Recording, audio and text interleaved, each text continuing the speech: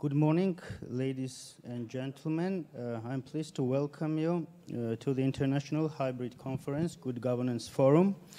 And this year, this is the fourth conference of the Good Governance Forum that IDFI is organizing. And the conference this year is about the accelerating decentralization, best practices, and innovative solutions. I'm really glad that we have the opportunity to see each other after several years, and although we have the hybrid format and some of the participants will be joining us online, but still I'm really glad that we have the opportunity to see each other on site on this very beautiful hotel and discuss quite an interesting and very relevant topic for Georgia today, decentralization and related issues. I'm Georgi Kliashvili, Executive Director of IDFI, and on behalf of my organization, I once again would like to express my gratitude for joining us today. Conference this year is organized in partnership and in cooperation with the Open Government Partnership, OGP, with the support from the global philanthropic organization Luminate and USAID local governance program. I would like to once again stress the importance of this support to the organization and generally to Georgia for advancing forward the decentralization reform and working on the local governance. So generally the topic and context of the conference, I would like to speak a few words about the conference. I will not be too long in this regards. We have more interesting panels and discussions, I'm pretty sure. And just to shortly provide you information about the conference, transparency and public accountability in local governance make a more stable democratic system which is regarded as the government closer to citizens, increase its competence, financial resources, and an active community participation in decision-making. Over the last decade, Georgia has made significant progress in terms of local self-governance reform. The country has adopted a comprehensive decentralization strategy 2020-2025. The decentralization system will enable the government to better respond to population's needs at local levels. It also will serve as an important benchmark for Georgia's European and Euro-Atlantic aspirations. Since Georgia became the member of the OGP starting from 2011, it's more than 10 years already, the country has made significant steps towards transparent and accountable local governance, among other issues as well related to good governance, fighting corruption, etc. And the membership of OGP local has been given a special priority since then. For instance, 6 municipalities from Georgia have become the members of OGP local direction. The level of such activity of the municipalities and their readiness to carry out certain reforms within the framework of the OGP is very much welcome. The various initiatives are fueling interest in the role and contribution of local authorities in the implementation of the 2030 Agenda. Localizing the Sustainable Development Goals simultaneously represent a new unique opportunity to strengthen the decentralization agenda. Among other things, Georgian municipalities declare to get involved in the global process as well. Nevertheless, Georgian municipalities are considerably influenced by the central government and lack powers of their own. This still remains a challenge. Overall aim of the Good Governance Forum 2022 is to focus on consistent development of local self-governments, to strengthen resilience of municipalities to advance decentralization and good governance at the local level, clarifying the importance of digitalization as well as simulating the creation of a stable basis for a quality public service delivery at local level throughout exchanging best practices and fostering policy debates. This is the overall topic and context of the conference, and now I'd like to speak about the speakers and presenters at the conference. Today we will have the pleasure to have speakers from the leading local and international organizations and public institutions. Their expertise, diverse background, and deep understanding of the topic enable us to hear best practices of the decentralization process. Certain panels will focus extensively on the international expertise, which is very important to further plan and discuss the Georgian context as well. Certain panels will focus, as I said, about the Georgian context, together with sharing foreign experience, and it's really important for today's agenda. And such information and expertise exchange will lay the foundation for future ambitious reforms in the region as well as in Georgia. So after 3 years, we finally have to hold the conference in the hybrid form. I once again would like to stress this and host some of the panelists in person. But our foreign colleagues will still be joining us online. We hope that the next year will enable us to get back to the original offline format and host all the panelists in Georgia. Once again, I would like to express my gratitude to our donor Luminate, the support of which is incremental in organizing this particular event, but in general, Luminate has been supporting IDFI to continue its watchdog and advocacy activities in the field of good governance reforms for more than 2 years already. And I also want to express special gratitude toward the newly launched USAID local governance program, which was very helpful for us in the process of organizing this year's Good Governance Forum. Now I would like to give over to Mr. Kevin McLaughlin, Chief of Party of the USAID Georgia Local Governance Program. The floor is yours, Mr. Kevin.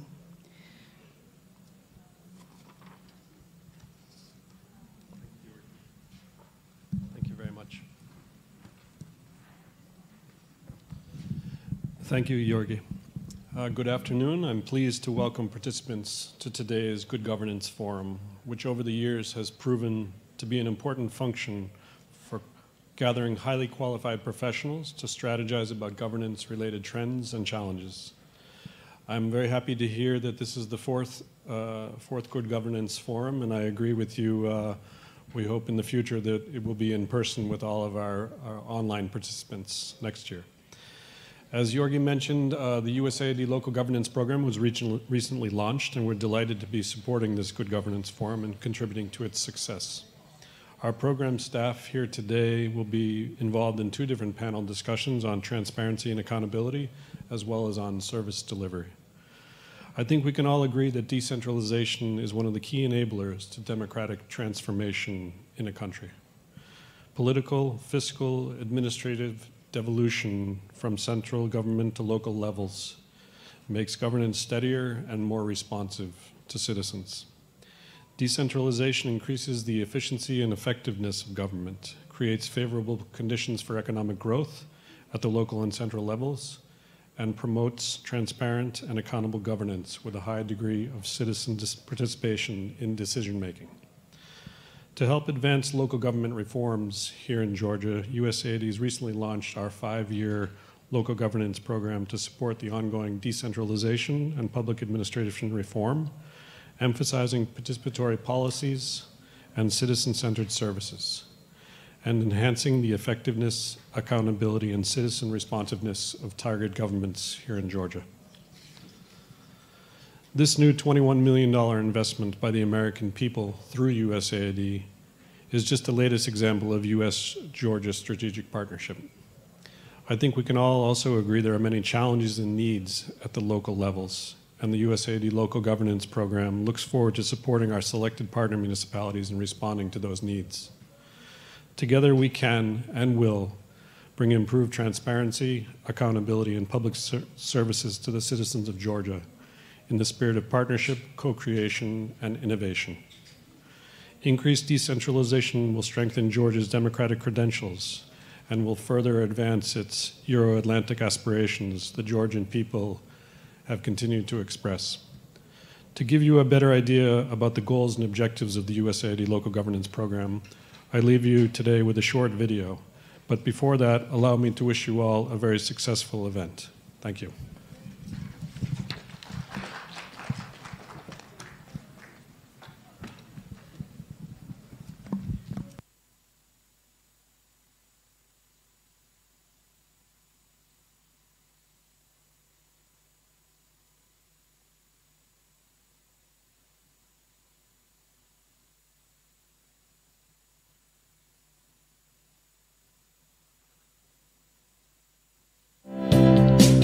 საქართველოში მიმდინარე დეცენტრალიზაციის რეფორმის და ადგილობრივ თვითმმართველობებში ეფექტიანობის, ანგარიშვალდებულებისა და მოქალაქეთა ჩართულობის გაზრდის მიზნით ამერიკის შეერთებული შტატების საერთაშორისო განვითარების სააგენტო USAID იწყებს ახალ ადგილობრივი თვითმმართველობის პროგრამას. აღნიშნული ინიციატივის ბიუჯეტი შეადგენს $21 მილიონ, ხანგრძლივობა კი 5 წელიწადია.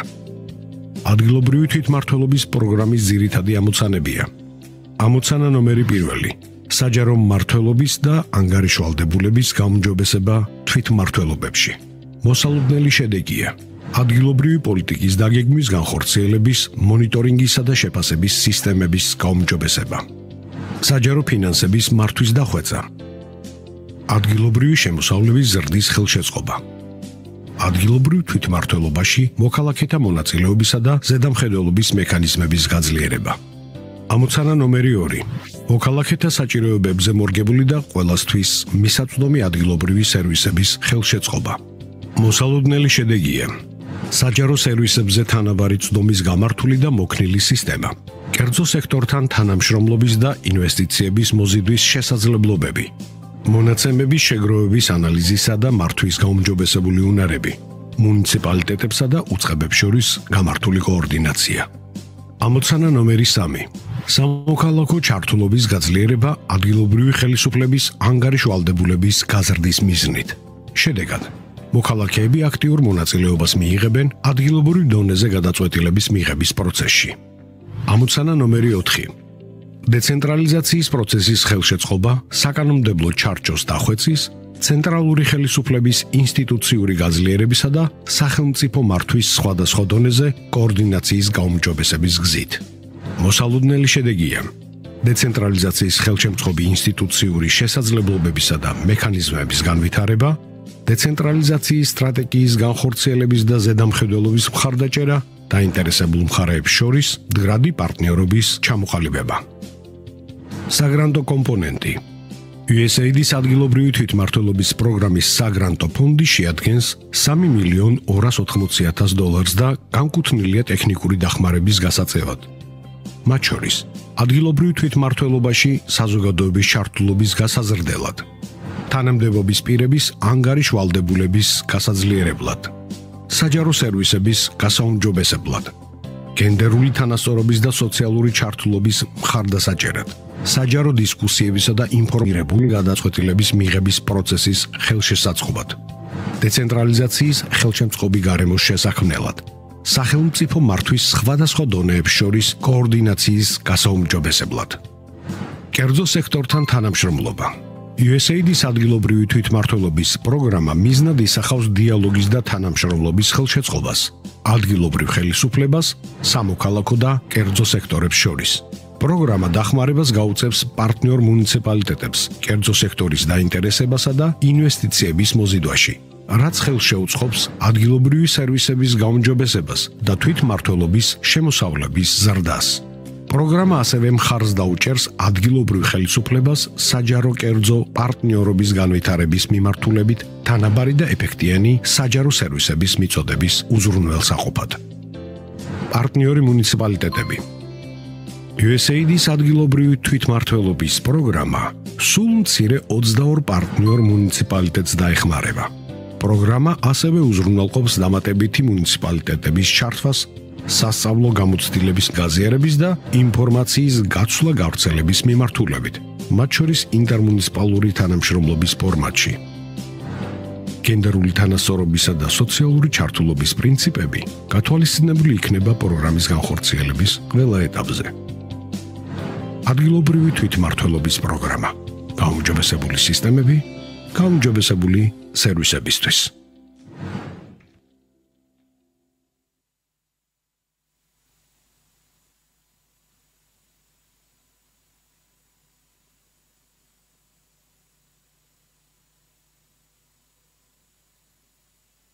Once again, thanks to USAID and the local governance program. It was quite an interesting and informative video about the plans and overview of the program, and I'm pretty sure that it will be quite a support to the decentralization reform in general, and there will be many activities that will be supporting local governance development in Georgia.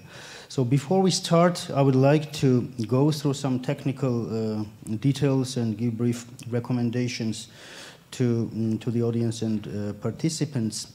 First, for our online participants, to better get to know each other, you can use a chat section of Zoom platform where you can write your name, the organization you represent, and what is the field of your work. Also, feel free to share interesting thoughts and materials, publications related to the conference topics throughout the event.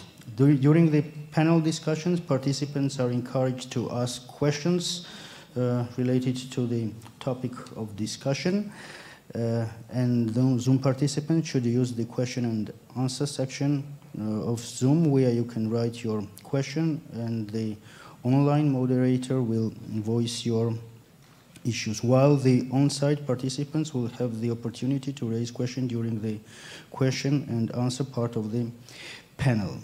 Translation will be provided in English and Georgian for Zoom participants. In case you need English translation, you should use English, and for Georgian translation, you use Georgian channel. I should have declared it before, but still it's okay. I deeply encourage you to be active and being engaged through the whole conference. Now it's time to launch the first panel, which is called Decentralization Reforms, Ingredients of Success, Challenges and Opportunities. Quite an interesting title. The panel focuses on current trends in the decentralization policies and on the ways to make decentralization work. We expect our panelists to discuss the key features with regard to supporting decentralization reform and local development, and cover the major challenges and good practices from different countries. This panel will be very much focused on Georgian context, and that is why we have mostly Georgian panelists who will deliver their presentations in Georgian. Now, the moderator, I have the pleasure to introduce Ms. Nino Kakubava. She will be the panel moderator. She is the project manager from UNDP, who has quite a long experience and has been engaged in decentralization, reform, and strengthening good governance at the local level over the past years. The project title she's involved in is fostering decentralization and good governance at the local level, assists the government of Georgia to advance decentralization, and aims to enhance capacities of the local and national duty bearers and empower the right holders with the focus on all social and economic groups. Women, men, youth, ethnic minorities, and vulnerable population. Please, Ms. Nino Kagubava, introduce and please join us on the panel and also invite the panelists and lead the panel. Up, you have the mic here. Thank you. Panel is yours. Thank you, Kaha. მე გადავალ ქართულ ენაზე, ჩვენი პანელი არის ქართულენოვანი, თუმცა შერეული იქნება, იმიტომ რომ ერთ-ერთი მონაწილე იქნება, ერთ-ერთი ჩვენი მომხსენებელი ჩაგვერთვება ონლაინ ლატვიიდან. ახლა მინდა რომ მოვიწვიოთ ჩვენი მომხსენებლები, ქალბატონი მზია გიორგობიანი, რეგიონული განვითარებისა და ინფრასტრუქტურის მინისტრის მოადგილე, ბატონი დავით ლოსაბერიძე, თუ შეიძლება ბატონო დავით, სამოქალაქო საზოგადოების წარმომადგენელი და ბატონი ვაჟა სალამაძე.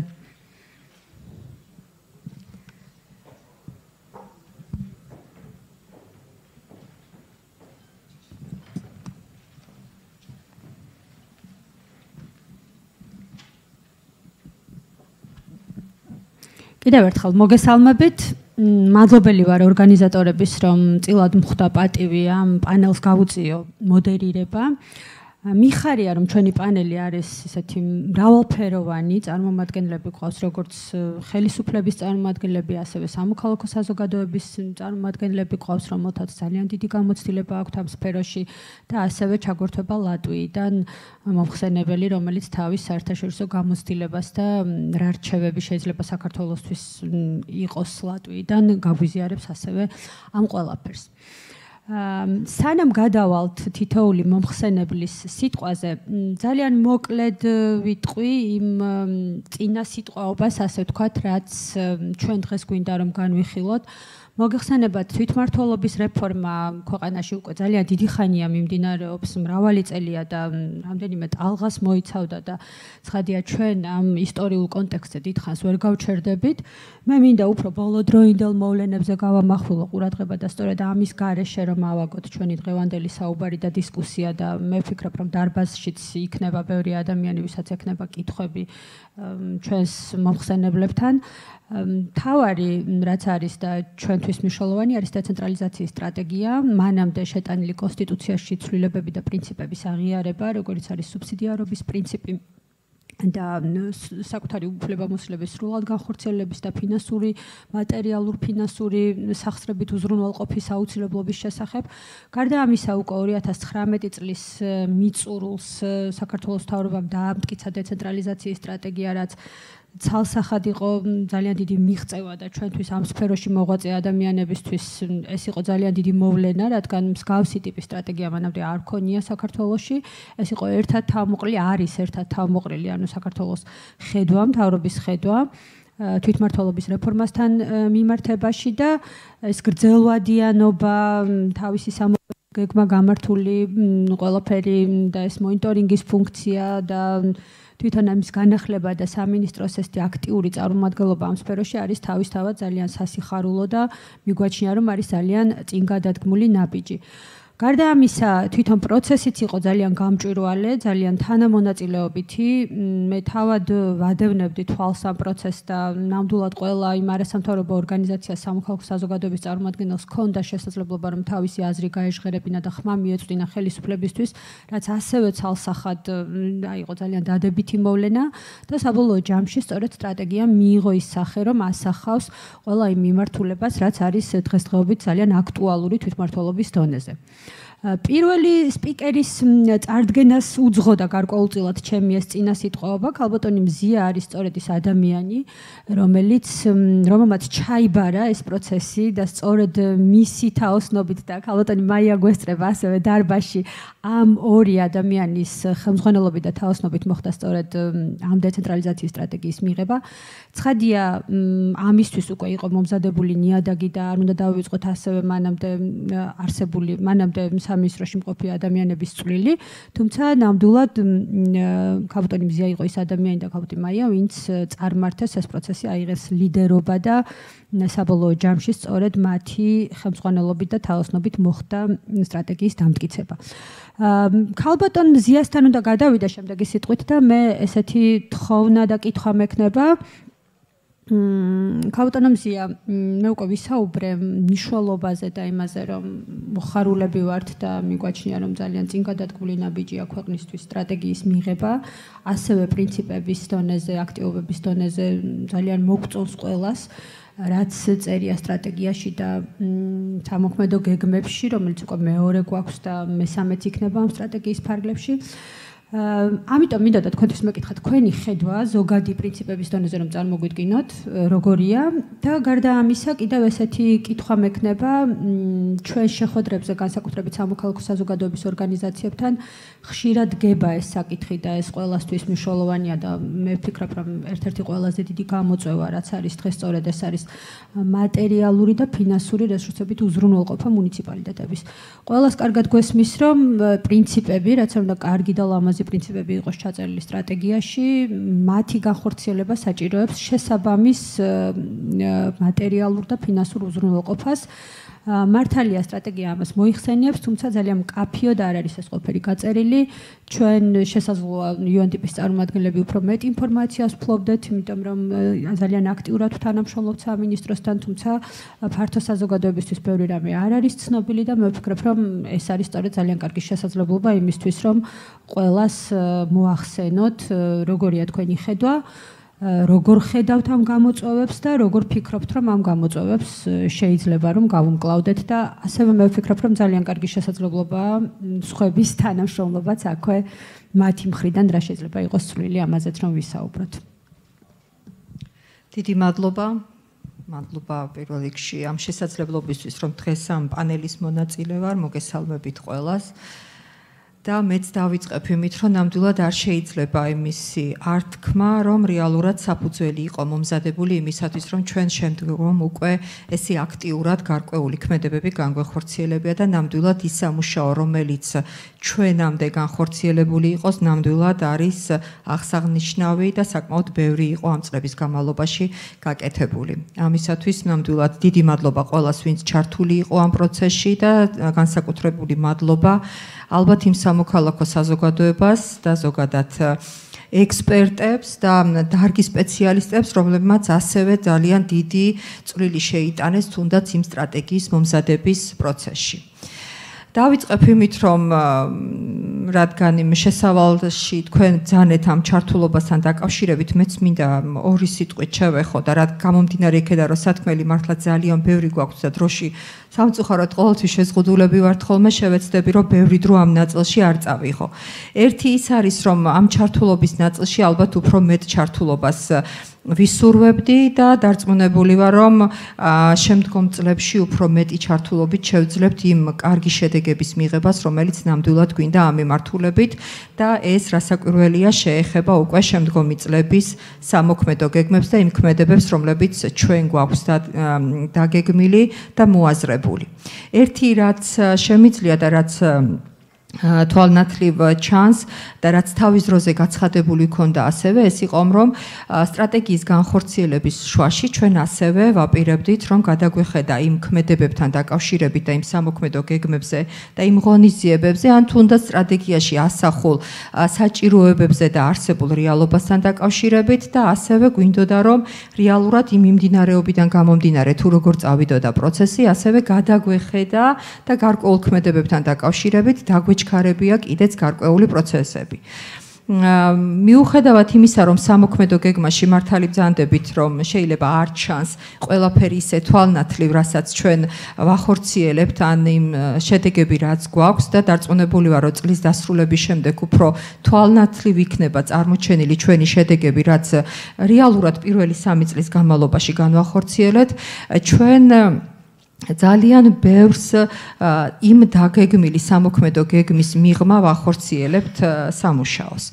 არის რამდენიმე საკითხი, რომელზეც მინდა რომ განსაკუთრებით ყურადღება გავამახვილო, რასაკვირველია პირველი რაც არის და რასაც ყველა დამსწრე საზოგადოებას მოეხსენება ის სამი ძირითადი მიმართულება, რომელიც სტრატეგია და ზოგადად ჩვენი სამოქმედო გეგმა მიყვება.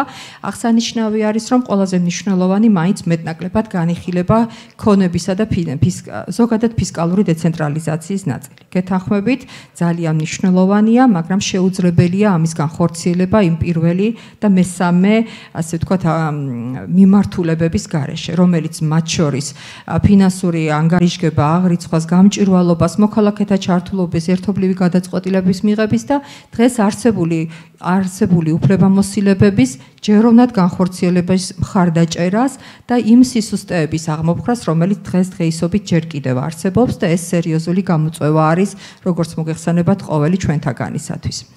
რამდენიმე სიტყვით შევეხები ზოგადად ფისკალური დეცენტრალიზაციის ნაწილს. ის DGG-ს განაწილების პრინციპზე გადასვლა, რომელიც 2019 წლიდან მიმდინარეობს და ეს იყო რაღაც განსხვავებული და სხვა მიდგომა, რომელიც ფინანსთა სამინისტრომ შემოიღო ამ ნაწილში. პირველი შედეგი, რომელიც თუნდაც 2019 წელს პირველივე წელსვე მოგვცა, ეს იყო, რომ ფინანსურად გამოხატული 100 მილიონი ლარით მეტი განაწილდა მუნიციპალიტეტებზე. ეს არ იყო მცირე ციფრი, თუ გადავხედავთ უბრალოდ მარტო ციფრებით არ მინდა რომ ვისაუბრო და უბრალოდ შესადარისობად ვიტყვი, რომ რეალურად მუნიციპალიტეტების ნახევარზე მეტმა ამ ჩვენი 64 მუნიციპალიტეტიდან მოდით ესე ვიტყვით და თბილისი შეგვიძლია რომ ვთქვათ გამოვაკლოთ და 63 მუნიციპალიტეტზე გავაკეთოთ აქცენტი, რეალურად ნახევარზე მეტმა 25%-ზე მეტი დაფინანსების რესურსი მიიღო თუნდაც პირველივე წელს.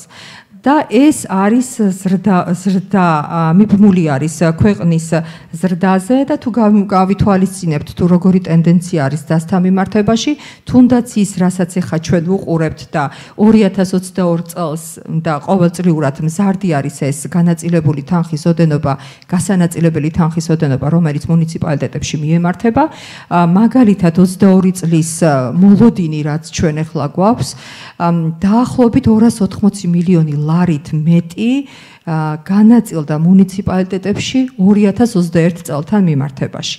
არ მინდა რომ მხოლოდ 2018 წელს შევადარო, სანამ განაწილების ახალი სისტემა იქნებოდა, ამიტომ მინდა რომ რეალურად ეს განაწილების თანხის ოდენობა წინა წლებთან შესადარისობით ვთქვათ და ამ შემთხვევაში შეგვიძლია ვთქვათ დღეის მონაცემებით, რასაც ჩვენ ახლა ვუყურებთ, რომ დაახლოებით 280 მილიონი ლარით მეტი ფინანსური რესურსი ჩაეშვა მუნიციპალიტეტებში.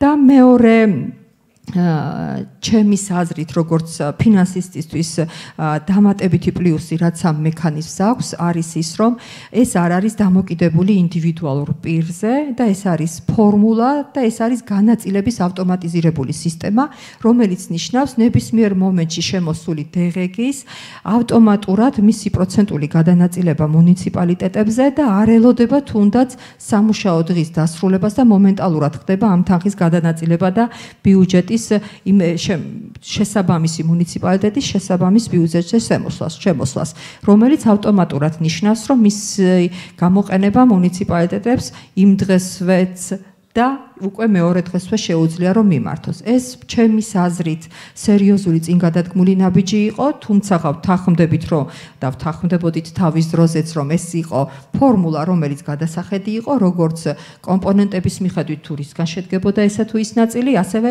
მექანიზმი როგორი სახით უნდა იყოს და ის გამოწვევები, რომელსაც ჩვენ ამას ვუყურებდით, ამ ნაწილშიც ეს სერიოზული, ასე ვთქვათ, სამსჯელო იყო და დამატებითი სამუშაოები იყო განსახორციელებელი და როგორც მოგეხსენებათ, ჩვენ თავიდანვე ვამბობდით, რომ პირველი 2 წლის განხორციელების შემდეგ ფინანსთა სამინისტრო გადახედავდა ამ სქემას, თუ როგორი სახით მუშაობდა და მექანიზმს და დამატებითი გაუმჯობესების თვალსაზრისით მიიღებდა დამატებით ზომებს. და მაგალითად 2023 წლისათვის ეს უკვე გათვალისწინებული არის სახელმწიფო ბიუჯეტის პროექტში, რომელიც იმედი მაქვს, რომ ამ კვირის განმავლობაში უკვე დამტკიცებული იქნება, რომ მათ შორის შეცვალა პრინციპი და განისაზღვრა მინიმალური თანხის ოდენობა, რომელიც მუნიციპალიტეტს აუცილებლად ჩაერიცხება და ამაზე კიდე დამატებით ხდება შესაბამისად ის თანხის მიღება, რომელიც მას DGG-ს განაწილების ფორმულის ეკუთვნით. თუმცა კიდევ ერთხელ აღნიშნავ, რომ ეს არის ერთი პრინციპი, ზოგადად ფისკალური დეცენტრალიზაციის ნაწილი, ჩვენ ამითი არ ვჩერდებით და მარტო ამ DGG-ს განაწილების პრინციპზე არ ვსაუბრობთ და ასევე ვსაუბრობთ დამატებით შესაძლებლობებზე და როგორც მოგეხსენებათ, ჩვენ უკვე პარლამენტში წარდგენილი გვაქვს ქონებიდან განაწილების პრინციპი, როგორც მოგეხსენებათ, დღეის მდგომარეობით სახელმწიფო ქონების გაყიდვიდან ან იჯარიდან მიღებული თანხები ხდება გადანაწილება ცენტრალურ ხელისუფლებასა და ადგილობრივი ხელისუფლების მუნიციპალიტეტებს შორის და ჩვენ გადავხედეთ და წარდგენილი გვაქვს პარლამენტში ცვლილებები, რომლებიც ამ გადანაწილებებს ეხება მუნიციპალიტეტების სასარგებლოდ და ყველაზე დიდი, ასე ვთქვათ, მოთხოვნადი, რაც არის სასოფლო-სამეურნეო მიწებთან მიმართებაში, ამ შემთხვევაში 90% დარჩება მუნიციპალიტეტებში და მხოლოდ ის 10% იქნება სახელმწიფო ბიუჯეტში მიმართული. თუმცა ეს არის იმის პარალელურად, რომელიც გულისხმობს ქონების გადაცემას მუნიციპალიტეტებზე და ეს არის იმისი პარალელური თანმდევი ღონისძიება და ის გაცხადებული ჩვენს მიერ, რომელიც მათ შორის სტრატეგიაში გვაქვს ჩადებული 2025 წლის ბოლომდე, რომელიც ეხება ქონებას მუნიციპალიტეტებისათვის გადაცემასთან დაკავშირებით, ეს რასაკვირველია ძალაში რჩება და ამის პარალელურად ვაგრძელებთ ღონისძიებებს ქონებების გადაცემასთან დაკავშირებით და ამ მიმართულებით ასევე უკვე მომავალი წლის განმავლობაში დავიწყებთ შესაბამის პროცედურებს გარკვეული სახის ქონებების გამარტივებული წესით, სახელმწიფო ქონებების გამარტივებული წესით მუნიციპალიტეტების გადაცემასთან დაკავშირებით. თუმცა ამითი არ ვისაზღვრებით დამატებითი შემოსავლების ნაწილში ასევე ჩვენ გულისხმობთ დამატებით შესაძლებლობებს მუნიციპალიტეტებისათვის, რომელიც შეიძლება რომ მოსაკრებლების სახით იქნეს შემოღებული, ან დღეს არსებული მოსაკრებლების გადახედვის, განაწილების, ან შესაბამისად და რასაკვირველია შესაბამისად მუნიციპალიტეტების სასარგებლოდ გადაწყვეტის მიმართულებით გარკვეული ღონისძიებები გვაქვს დაგეგმილი. თუმცა ეს ძალიან, ესე ვთქვათ, შესაძლოა ძალიან სწრაფად გასავლელ ეტაპებზე ვსაუბრობთ ამ ნაწილში და შემდგომ წლებში უფრო დიდი გეგმები გვაქვს, რომელსაც დღეს თავ შევიკავებ და არ გავაცხადებ და უკვე შემდგომი წლის განმავლობაში, მომავალი წლის განმავლობაში უფრო ფართოდ დაგანახებთ იმ ქმედებებს, რომ კიდევ ერთხელ აღნიშნავ, რომ მიუხედავად იმისა, რომ სამოქმედო გეგმებში ჩვენ ყველაფერი ისე არ გვაქვს გაწერილი, როგორც უნდა გქონდეს, თუმცა მოლოდინი გვაქვს, რომ უფრო დაჩქარებული პროცესით გავაგრძელებთ ფისკალური დეცენტრალიზაციის ნაწილში გარკვეულ ქმედებებს.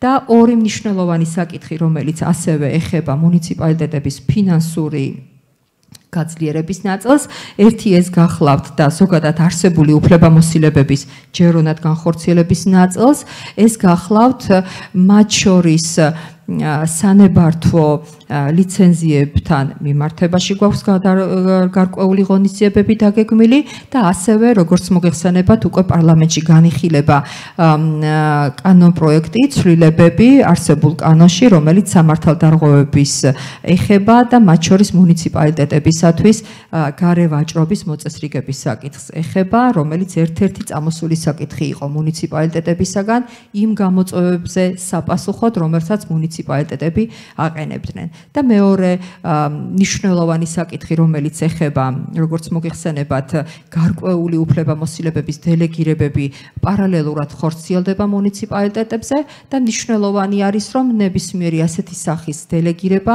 აუცილებლად განხორციელდება შესაბამისი ფინანსური უზრუნველყოფის სახით, რომელიც გათვლილი იქნება და გაანგარიშებული იქნება სპეციალური წესის მიხედვით, რომელიც ინდივიდუალურად ყველა გადაცემულ უფლებამოსილებებთან მიმართებაში იქნება გათვლილი. ამ მიმართულებითაც უკვე დაწყებული გვაქვს ქმედება, წარდგენილი გვაქვს უკვე პარლამენტში შესაბამისი საკანონმდებლო ცვლილება და შემდეგი წლის განმავლობაში უკვე ვიმუშავებთ იმაზე, რომ რეალურად დავხვეწოთ ეს სისტემა თუ როგორ უნდა იმუშაოს.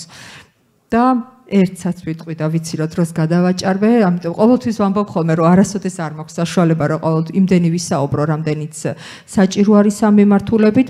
ერთი არის, რომ მნიშვნელოვანი არის, რომ როდესაც ჩვენ ახლა ფინანსურ ცენტრალიზაციაზე და ზოგადად ფისკალურ დეცენტრალიზაციაზე ვსაუბრობთ, მნიშვნელოვანი არის, რომ მუნიციპალიტეტები შესაბამისად იყვნენ მომზადებული და ამისათვის ნამდვილად მნიშვნელოვანი არის, რომ ღია გამჭვირვალე ანგარიშვალდებულების თემა მაღალ დონეზე იდგას და ფინანსური აღრიცხვა ანგარიშგება იყოს მოწესრიგებული. Ვფიქრობ, რომ ამ მიმართულებით საკმაოდ დიდი ნაბიჯები არის გადადგმული, ისევე როგორც ფინანსთა სამინისტროს მხრიდან დამატებითი, ასე ვთქვათ, სასწავლო პროგრამების შემოთავაზების თვალსაზრისით, ასევე უშუალოდ მუნიციპალიტეტების მხრიდან, რომლებმაც გადადგეს ნაბიჯი და თუნდაც ინტერმუნიციპალური მხარდაჭერის თვალსაზრისით ერთობლივ შესყიდვას ანხორციელებენ, მაგალითად თავიანთი თანამშრომლობის სწავლების მხრივ. და ერთი წინ გადადგმული ნაბიჯი, რომელიც ასევე მინდოდა მეთქვა, რომ ერთ-ერთი სერიოზული გამოწვევა, რომელიც გახლავთ მუნიციპალური სტატისტიკის არ ქონა,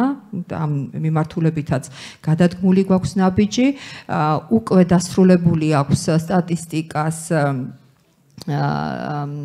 მოდული, რომელიც არის მუნიციპალური სტატისტიკის, რომელიც განთავსდება სტატისტიკის ვებგვერდზე, უკვე რამდენიმე დღეში სასტესო რეჟიმში გაეშვება და მომავალი წლიდან უკვე ჩვენ დავიწყებთ გაუმჯობესებას იმ მონაცემების და დამატებითი ინფორმაციის შეტანას იმისათვის, რომ რეალურად ჩვენ გვქონდეს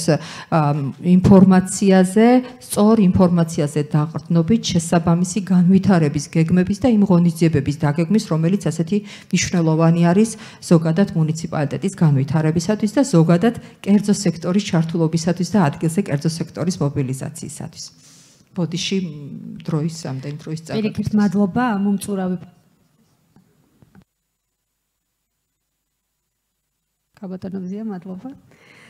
ამომწურავი პასუხი იყო, მე ვფიქრობ, რომ შემდგომ უკვე აი კითხების ნაწილში შეგვიძლია კიდევ დავუბრუნდეთ, ვთქვათ, რაღაც კონკრეტულ გამოწვევებს, რაც დღეს დგას დღის წესრიგში და ძალიან საინტერესო იქნება კაბატონობზია თქვენი ხედვა, რომ აი ამ გამოწვევებს როგორ უყურებთ და როგორ ფიქრობთ, რომ ამას შეიძლება გავუმკლავდეთ თვითონ ჩვენ მთლიანად როგორც ქვეყანა, არა მხოლოდ სამინისტრო. ასევე მოხარული ვარ ყველა იმ წარმატების, რომელიც რეფორმის ფარგლებში ხორციელდება და მოხარული ვარ ასევე აღნიშნო ის, რომ ჩვენს გაეროს განვითარების პროგრამა ვართ ნაწილი და მხარდამჭერი ამ პროცესის, ხლა მათ შორის ის, რაც ახსენეთ თქვენ სტატისტიკის წარმოება, მუნიციპალური სტატისტიკის, რაც მიგვაჩნია, რომ არის უმნიშვნელოვანესი ეს მტკიცებულებაზე დაფუძნებული პოლიტიკის საწარმოებლად და რაც ამისი სიმწირე ჩვენს ქვეყანაში არის უკვე დიდი ხანია, რაც ხელს უშლის იმას, რომ უფრო ესეთი ქმედითი ნაბიჯები გადავდგათ და ეს არის ერთ-ერთი იმ სხვადასხვა აქტივობიდან, რომელსაც ჩვენ მხარს ვუჭერთ და ამაზე მინდოდა ყურადღების გამახვილება. მადლობა. გადავალ შემდეგ სპიკერთან. შემდეგი სპიკერი გახლავთ ბატონი დავით ლოსაბერიძე. მე ვფიქრობ, თვითმმართველობის სფეროში ვინც არიან ადამიანები, მათთვის ბატონ დავით წარდგინება არ სჭირდება, მაგრამ მაინც მოკლედ გეტყვით მის შესახებ, რომ ეს არის ადამიანი, რომელიც როგორც მე ვიცი, არის დასაწყისიდანვე, ანუ დამოუკიდებლობის მოპოვების შემდგომ ჩართული ამ პროცესში. არა მარტო ამ პროცესში, ზოგადად სამოქალაქო საზოგადოების განვითარებაში და მათ შორის თვითმმართველობის რეფორმის საკითხებში. ის იყო ასე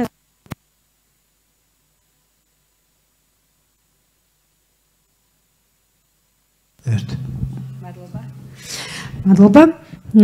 ასევე წარმოადგენდა ევროპის საბჭოში საქართველოს როგორც მოწვეული ექსპერტი და გარდა მაგისა არის ფლობს დოქტორის ხარისხს, არის აკადემიური საქმიანობითაც დაკავებული და ძალიან ბევრი ნაშრომი აქვს გამოქვეყნებული სხვადასხვა თემაზე და მათ შორის თვითმმართველობის საკითხებზე. მე ვფიქრობ, რომ მისი გამოცდილების გათვალისწინებით ძალიან მნიშვნელოვანი იქნება და სწორედ ბატონი დავითი იყო ჩართული, მე ვახსენე დასაწყისში, რომ თვითმმართველობის რეფორმას რამდენიმე ტალღა ქონდა ბოლო 20 წლის განმავლობაში და მე ვფიქრობ, რომ ძალიან საინტერესო იქნება ბატონი დავითის აზრის მოსმენა, რაღაც ისტორიულ კონტექსტში, თან ისტორიკოსიც გახლავთ, ისტორიულ კონტექსტშიც რომ გითხრას თავისი მოსაზრება დღეს არსებული მიღწევები რაც გვაქვს, როგორ შეაფასებდით, გამოწვევებზეც რასაც მოახერხებთ და მოასწრებთ რომ გითხრათ და რაც თავარია ის სამოქალაქო საზოგადოების პერსპექტივიდან და ექსპერტის პერსპექტივიდან როგორი იქნება თქვენი შეფასება. გთხოვთ. დიდი მადლობა, მოგახსენებთ. ძალზე ძნელია რამდენიმე წუთში მოკლედ მოვხაზოთ ეს ყველაფერი, ეს თემას შევეხოთ, იმიტომ რომ თემა თავისთავად კომპლექსურია და არ მოიცავს მხოლოდ ამ საკანონმდებლო ან თუნდაც რეფორმის ცვლილებებს, ეს არის საზოგადოების ძირეული ცვლის შედეგად შეიძლება მოხდეს ეს, მაგრამ საზოგადოება, რომელიც აქ არის წარმოდგენილი, ბრწყინვალედ ერკვევა ამ საკითხებში, ამიტომ თეზისების სახით ჩამოვაყალიბებთ, როგორც შეგახსენებთ იმ პოსტულატებს, იმ გამოწვევებს, რათა დავინახოთ რისთვის ვაკეთებთ, როგორ ვაკეთებთ და რა პრობლემები გველის ან გამოწვევები გველის წინ, იმიტომ რომ თვითმმართველობა არ არის რაღაც ერთჯერადი აქტი, ყველა ვინც იცნობს თქვათ იგივე დეცენტრალიზაციის პროცესებს, მცირე გამონაკლისის გარდა, თქვათ იმ ორიოდე ქვეყნის გარდა, რომელიც თავიდანვე თვითმმართველობის პრინციპებზე შეიქმნა, შეერთებული შტატები და შვეიცარია, ყველა ქვეყანამ ეს პროცესი გაიარა. მეტნაკლებად ევროპის განვითარებულმა ქვეყნებმა საკმაოდ ცენტრალიზებული მოდელებიდან გადავიდნენ დეცენტრალიზებულ მოდელებზე და ეს არ იყო მარტივი თემა, მე-19 საუკუნიდან მოყოლებული, თქვათ საფრანგეთი, გერმანია, ბრიტანეთი, სკანდინავიის ქვეყნები დღემდე გრძელდება და საბოლოო პასუხი როგორია იდეალური მოდელი არ არსებობს, იმიტომ რომ თვითმმართველობა თავისთავად გულისხმობს მუდმივ ცვლილებას, ისეთი გამოწვევებით, ესეთი სიახლეებით დგება, რაზედაც საუბარი შეიძლება თუნდაც 20 წლის წინათ არ ყოფილა, იმიტომ რომ არავინ არ ფიქრობდა ელექტრონული მმართველობა თუნდაც 20 წლის წინ არა თუ მე-19 საუკუნეში, არამედ 20 წლის წინაც ეს იქნებოდა ერთ-ერთი სერიოზული გამოწვევა, რომელზედაც სახელმწიფომ, საზოგადოებამ, სოციუმმა უნდა მიიღოს შესაბამისი გადაწყვეტილება. ძალზე მოკლედ არ შევეხებთ თვითმმართველობის ძირითად მიზნებს, ხოთ ორს გამოვყობ ორ უმთავრეს მიზანს, რისთვის არის ეს არის საზოგადოებრივი სერვისის მიწოდება, საზოგადოებრივი მომსახურების მიწოდება და ეს არის საზოგადოებასთან სიახლოვე. კაცობრიობამ დაინახა, რომ ამ ორივე საკითხის კომბინირებული მიდგომის გარეშე ვერ წყდება ვერავითარი საკითხი, საბოლოოდ ახალ პრობლემამდე მიდის და სწორედ ამიტომ თქვა სერვისების რატომ არ შეიძლება სერვისები განახორციელოს ცენტრალურმა ხელისუფლებამ და ყველაფერი ცენტრიდან მიმართოს. ან და მეორე მხრივ რატომ არ შეიძლება ყველაფერი ადგილობრივ დონეზე და არ იყოს საერთო მაკავშირებელი, თქვათ საფეხური, რომელმაც ეს პრობლემები შეიძლება საერთო კონტექსტში მოაგვაროს. ამას გარდა ჩვენი ტიპის ქვეყნებისათვის პრობლემატური არის ორი საკითხი, რომელზეც ნაკლებად ვსაუბრობთ, მაგრამ გულში ყველამ ვიცით, ეს არის ადგილობრივი პოლიტიკური ელიტების ფორმირების ხელშეწყობა, იმიტომ რომ ვიცით რა მდგომარეობაც არის რეგიონებში, ჩვენი პოლიტიკური პარტიების განვითარების დონე, რავი მიწყენს ყველა ხელისუფლებას ეხება და ყველა ოპოზიციას ეხება, უკეთეს ვისურვებდით ალბათ. ხომ ეს არის კადრები, ადგილზე კადრები, მათი განვითარების შანსი და ასე შემდეგ. და ეს არის კიდევ ერთი საკითხი, რომელზეც ასევე კიდევ უფრო ნაკლებ ვსაუბრობთ, ეს არის ასეთ შეიძლება სლოგანად ჩამოვაყალიბოთ, დეცენტრალიზაცია დეზინტეგრაციის წინააღმდეგ.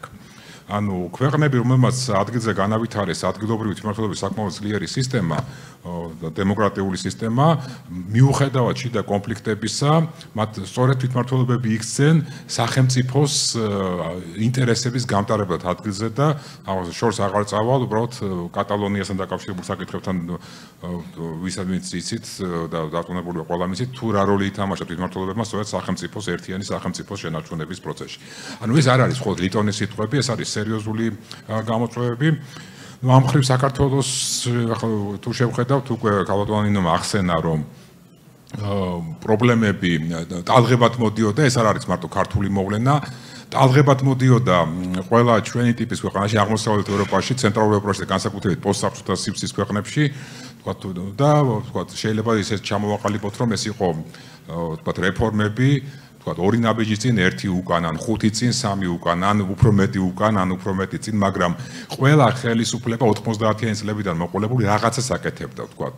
მრავალპარტიული არჩევნების და მრავალპარტიული სისტემის შემოღება გამსახურდია გვალი მაგიდის პერიოდში. შემდგომ შევარდნაძის პერიოდში თვითმმართველობების უფლებათა ჩამონათვალი და მათი ინსტიტუციური დამკვიდრება, თუმცა ეს ქაღალდზე იყო, რა თქმა უნდა, მაგრამ ფინანსები ქვეყანას 600 მილიონი ქონდა მთლიანად ბიუჯეტი, ხომ გასაგებია თვითმმართველობებს ადარჩებოდათ. შემდეგ იყო ძალაუფლების გადაჭარბებული ცენტრალიზაცია ვარდების რევოლუციის შემდეგ, თუმცა პოზიტივი უნდა ვთქვათ, რომ რეგიონებში განხორციელებული პროექტები გააკეცდა, თუმცა ეს ცენტრიდან ხდებოდა და არა თვითმმართველობის ადგილზე. 2012-დან, 2013-დან დაიწყო ახალი ტალღა, რომელიც ეტაპობრივ განვითარებას გულისხმობს და ჩვენ ამ ტალღაზე ვიმყოფებით, უნდა გავითვალისწინოთ და ესეც ისტორიული კანონზომიერება რაღაც აწევის მერე, ტალღის გაძლიერების მერე ამას მოყვება ისევ შემცირებები, ანუ შედარებით შენელება პროცესისა, უკუსვლა, შემდგომ ისევ წამოსვლა, ეს თქვა რეალობაა და ამას არც აღშფოთებით არ უნდა შევხვდეთ, ან მეტი ოპტიმიზმით არ უნდა შევხვდეთ. ახლა რა გამოწვევებია უბრალოდ რამდენიმე ბულეტს მოგახსენებთ და თავს მეც აღარ შეგაწყენთ. ის სფეროების მიხედვით, რომელიც დეცენტრალიზაციას ეხება. უკვე ითქვა, რომ მოგახსენებთ, რომ ეს მუდმივი პროცესია, თუმცა ნებისმიერი დეცენტრალიზაციის პროცესში, ნებისმიერი ასეთი სერიოზული ცვლილებების პროცესში უნდა უპასუხოთ რამდენიმე ძირითად კითხვას და ეს არის ძალიან მარტივი კითხვები, ეს არის სად, როგორ, რა თანხებით, კერძოდ რას, ვისთვის და ვინ აკონტროლებს ყველაფერ ამას, თქვათ. ვაშენებთ სახლს, რა ტერიტორიაზე, რა სახსრებით, როგორი უნდა იყოს სახლის მიზანი, რა მიზანია თქვათ სახლის, როგორია მის მოწყობა, რა ფულით ვაშენებთ, ვინ აშენებს, როგორ ვაკონტროლებთ და რაც მთავარია, ვისთვისაც ვაშენებთ, თქვათ, ჩვენი ოჯახისათვის თუ თქვათ სასტუმროს ვაშენებთ კლიენტებისა, იქნებიან თუ არა ისინი კმაყოფილი, წინააღმდეგ შემთხვევაში ეს შედეგი ვერ დადგება, მიუხედავად იმისა, რომ შეიძლება იდეალური სისტემად ჩამოვაყალიბოთ. პირველი საკითხი ეს არის სწორედ ადმინისტრაციულ ტერიტორიულ მოწყობა, საკმაოდ მტკივნეული საკითხი, შორს აგვიყვანს ამაზე მსჯელობა, მაგრამ ვთქვათ, ორი სიტყვით შევეცდები მოგახსენოთ. კონსტიტუცია გვეუბნება, საქართველოს კონსტიტუცია, რომ საბოლოოდ ეს საკითხი გადაწყდება ტერიტორიული მთლიანობის აღდგენის შემდეგ საქართველოს ტერიტორიაზე. ასოცირების ხელშეკრულება ჩვენ შეგვახსენებს და გვაძლევს შანსს, რომ ვიფიქროთ მრავალდონიანი თვითმმართველობის მოწყობაზე. ამის გამოცდილებაც არის ევროპაში.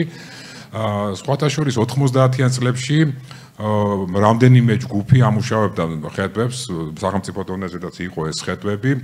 და სამწუხაროდ 20 წლის მანძილზე, 25 წლის მანძილზე საქართველოს მცირე ნაბიჯები გადადგა ამ მიმართულებით, ან ზოგი საპირისპირო ნაბიჯების, თქვათ იგივე 2005 წლის პირველი დონის გაუქმება ამ სახით, თუმცა გამსხვილებაზე ყველა საუბრობდა და ეს აუცილებელი იყო და ახლაც ვაღიარებთ, რომ აუცილებელია, თუმცა ამ სახით ცოტა რადიკალურად იქნა მიჩნეული, ასე შეფასდა ევროპის ადგილობრივი თვითმმართველობის კონგრესის მიერ შესაბამის ანგარიშებში გამოითქვა საფრთხე, რომ ეს დაშორდებოდა მოსახლეობას. და ამ პერიოდში ამ 20 წლის მანძილზე სანამ ჩვენ ქართველები როგორც ყოველთვის დინჯად და ესეთი ფუნდამენტალურად ვჯელობდით, სხვა ქვეყნებმა აღმოსავლეთ ევროპისა დაიწყეს ეს რეფორმები ბევრად დაგვიანებით, თუნდაც აღმოსავლეთ პოსტსაბჭოთა ქვეყნებს მოგახსენებთ, ესტონეთმა მაგალითად, ჩვენზე გვიან დაიწყო, უკვე ევროკავშირის წევრი იყო და შემდეგ დაიწყო გასული 10 წლების განმავლობაში, ასევე დაიწყო ლატვიამ, ასევე გააკეთა ეს ნაბიჯები მიუხედავად კონფლიქტისა უკრაინამ და კონსტიტუციაშიც გამყარდა ეს შარშან დეკემბერში პრეზიდენტ ზელენსკის მიერ იყო შეტანილი ეს კონსტიტუციური ცვლილება და ახალი მოწყობა, რომელსაც იქ ბევრი უძახის რაღაც ქართულ მოდელს, იმიტომ ჩვენი ექსპერტების მიერ შეთავაზებული მოდელი იყო. ანალოგიური მუშაობა მიდის სომხეთში ჩვენს სამხრეთ მეზობლებთან, ანუ მუნიციპალიტეტების გამსხვილება. ეს არის სერიოზული პრობლემა და ერთიანი პასუხი, აი როგორი უნდა იყოს, მე კაცი არ მეგულებმა რომ უცებ დადოს რუკა, თქვა და იდეალურად უშეცდომოდ ჩამოვაყალიბოს ყველაფერი. ეს პირველი საკითხი. მეორე საკითხი ეს არის უფლებამოსილების საკითხი. ქალბატონოზიემა გაართქვა, დროის ამბავის გამო, მაგრამ კომპლიმენტად არ ჩამითვალოთ და ნამდვილად არის ეს სტრატეგიაში. რისი გადაცემა შეიძლება. კომპეტენციები თავისი ბუნებით იყოფა, ის რისი გაკეთება შეიძლება ადგილზე, რისი გაკეთება უნდა განხორციელდეს ხოლმე ცენტრის მიერ უნდა მოხდეს და ეს საკმაოდ პრობლემატური საკითხია, იმიტომ რომ ჩვენთან სამწუხაროდ არა მარტო ჩვენთან ჩვენი ტიპის ქვეყნებში ხვდებით კომპეტენციებს, რომელიც თავისი არსით თვითმმართველობის არის, მაგრამ ახორციელებს ცენტრალური ხელისუფლება ან კერძო სექტორის თვითმმართველობის კონტროლის გარეშე, თქვათ იგივე დენი, წყალი, თქვათ ასე შემდეგ.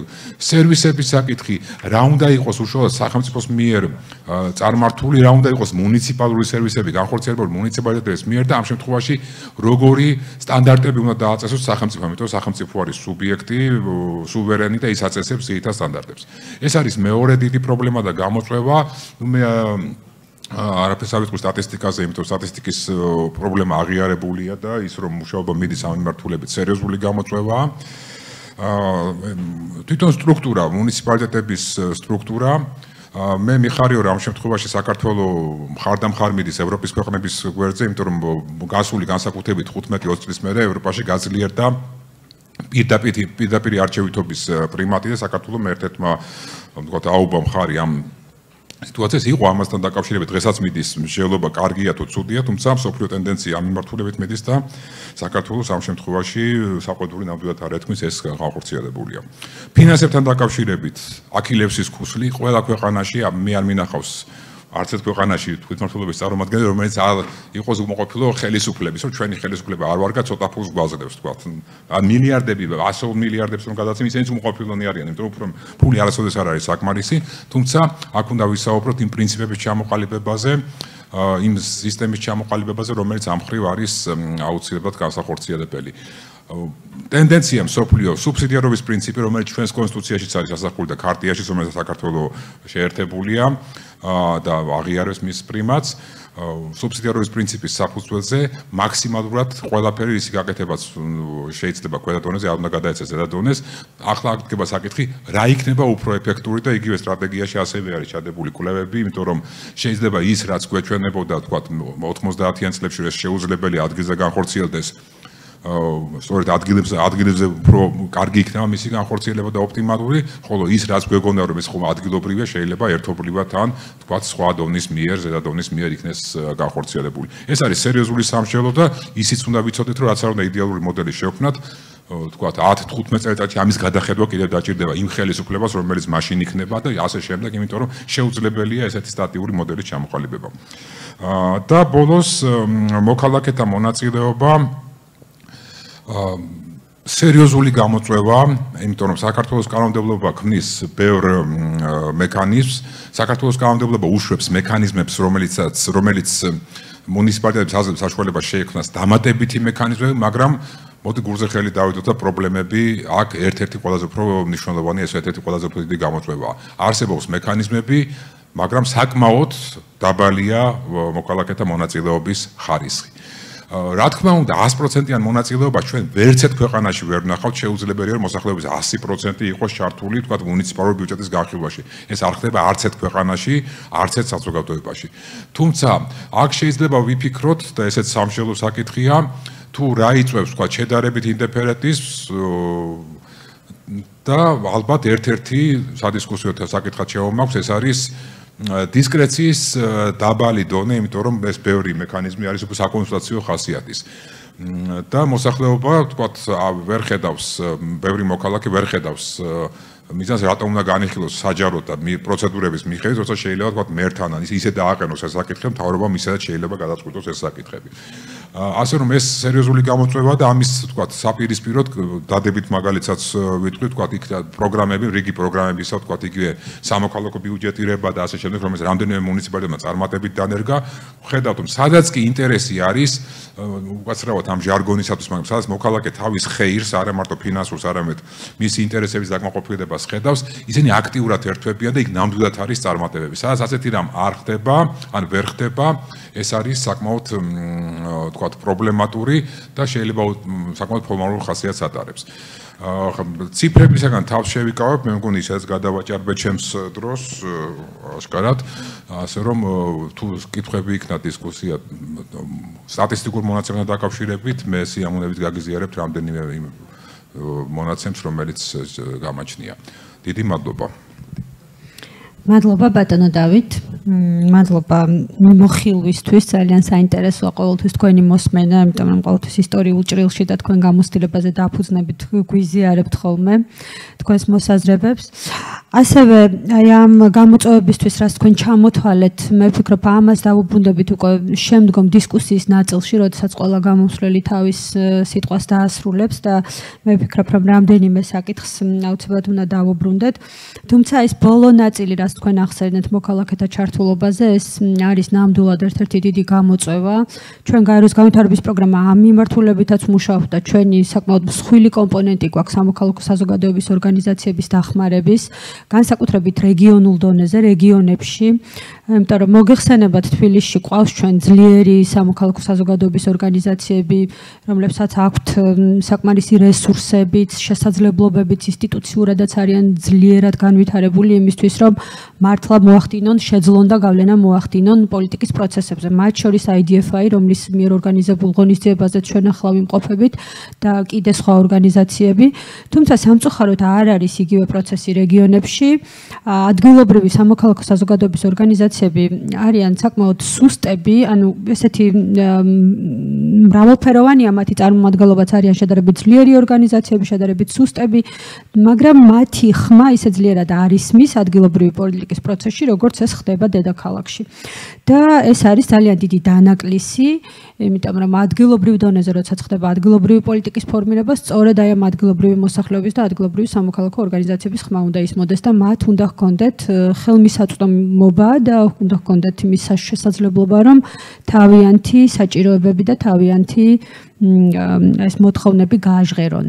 აი ამ ნოტაზე მინდა გადავიდოს და ჩვენ შემდეგ მომხსენებელთან ბატონი ვაჟა სალომაძე არის ასევე ძალიან ყველასთვის კარგად ნაცნობი სამოქალაქო საზოგადოების წარმომადგენელი, რომელიც ძალიან დიდი ხანია მუშაობს ამ სფეროში, ძალიან ბევრ საკითხზე უმუშავია, როგორც ცენტრალურ დონეზე, ასევე პოლიტიკის დოკუმენტებზე და საჯარო პოლიტიკის ანალიზზე, ცენტრალურ და ადგილობრივ დონეზე, ასევე აკადემიური საქმიანობითაც არის დაკავებული და საინტერესო იქნება ბატონო ვაჟა თქვენი მოსაზრება ეს როგორ შეიძლება ზოგადად შეფასებაც ცხადია და კიდევ ამასთან დაკავშირებით როგორ შეიძლება რომ ეს სამოქალაქო საზოგადოების ხმა გავაძლიეროთ რეფორმის პროცესში. დავუბრუნდები ისევ იმ ნაწილს, რომ აი დეცენტრალიზაციის სტრატეგიის შემუშავების დროს ძალიან აქტიურად იყვნენ ორგანიზაციები წარმოდგენილები, თუმცა ისევ და ისევ ესენი იყვნენ უფრო მეტად ძლიერი ორგანიზაციები, რომელთაც აქვთ დაგროვილი გამოცდილება და ინსტიტუციურად არიან მდგრადი ორგანიზაციები, მაშინ როდესაც აი ადგილობრივი უფრო ისეთ თვითონ მუნიციპალიტეტებში არსებული ორგანიზაციები ისე კარგად ვერ იყვნენ წარმოდგენილები. გთხოვთ. დედა, მადლობა. მე არა მარტო ორგანიზაციებზე ვისაუბრებ, არამედ ზოგადად ვისაუბრებ ჩართულობის საკითხზე, ადგილობრივი თვითმმართველობის გადაწყვეტილებების პროცესში. ბატონმა დავითმა დაიწყო ეს საკითხი და შემოიჭრა ჩემს სფეროში, ამიტომ მეც ახლა შევიჭრები მის სფეროში და მინდა პირველ რიგში დავიწყო ილია ჭავჭავაძით. ყოველთვის, როდესაც მეძლევა ხოლმე საშუალება, მე აუცილებლად მომყავს ეს ციტატა და თქვენის ნებართვით ახაც გავიმეორებ. ოღონდ გპირდებით, რომ 7 წუთს არ გადავაცილებ, ეს ყველაფერი მახსოვს კარგად. ილია მე-19 საუკუნეში წერდა: ყოველი სახელმწიფო რეგიონს წესზე ცოტა თუ ბევრად დამდგარი ნაწილ-ნაწილ არის დაყოფილი, რომ მოვლა და პატრონობა ადვილი იყვეს. მთავრობას ხელთ უპყრია მარტო მთელი სახელმწიფოს საჭიროების საქმენი და ყოველივე სხვა კი საზოგადოებას გაუსაკუთრებია. მერე ისე, რომ ყოველ ნაწილს თავისი ადგილობრივი საქმენი აქვს ხელშეუვალად მინდობილი. ეს საზოგადოების საჭიროების საქმენი ადგილობრივად განაწილებულნი განიგებიან უსათუოდ ადგილობრივთა მოხელეთა შემწეობით, რომელთაც ირჩევს თვით ადგილობრივ მცხოვრებთა საზოგადოება და რომელნიც ამ საზოგადოების წინაშე პასუხისმგებელნი არიან.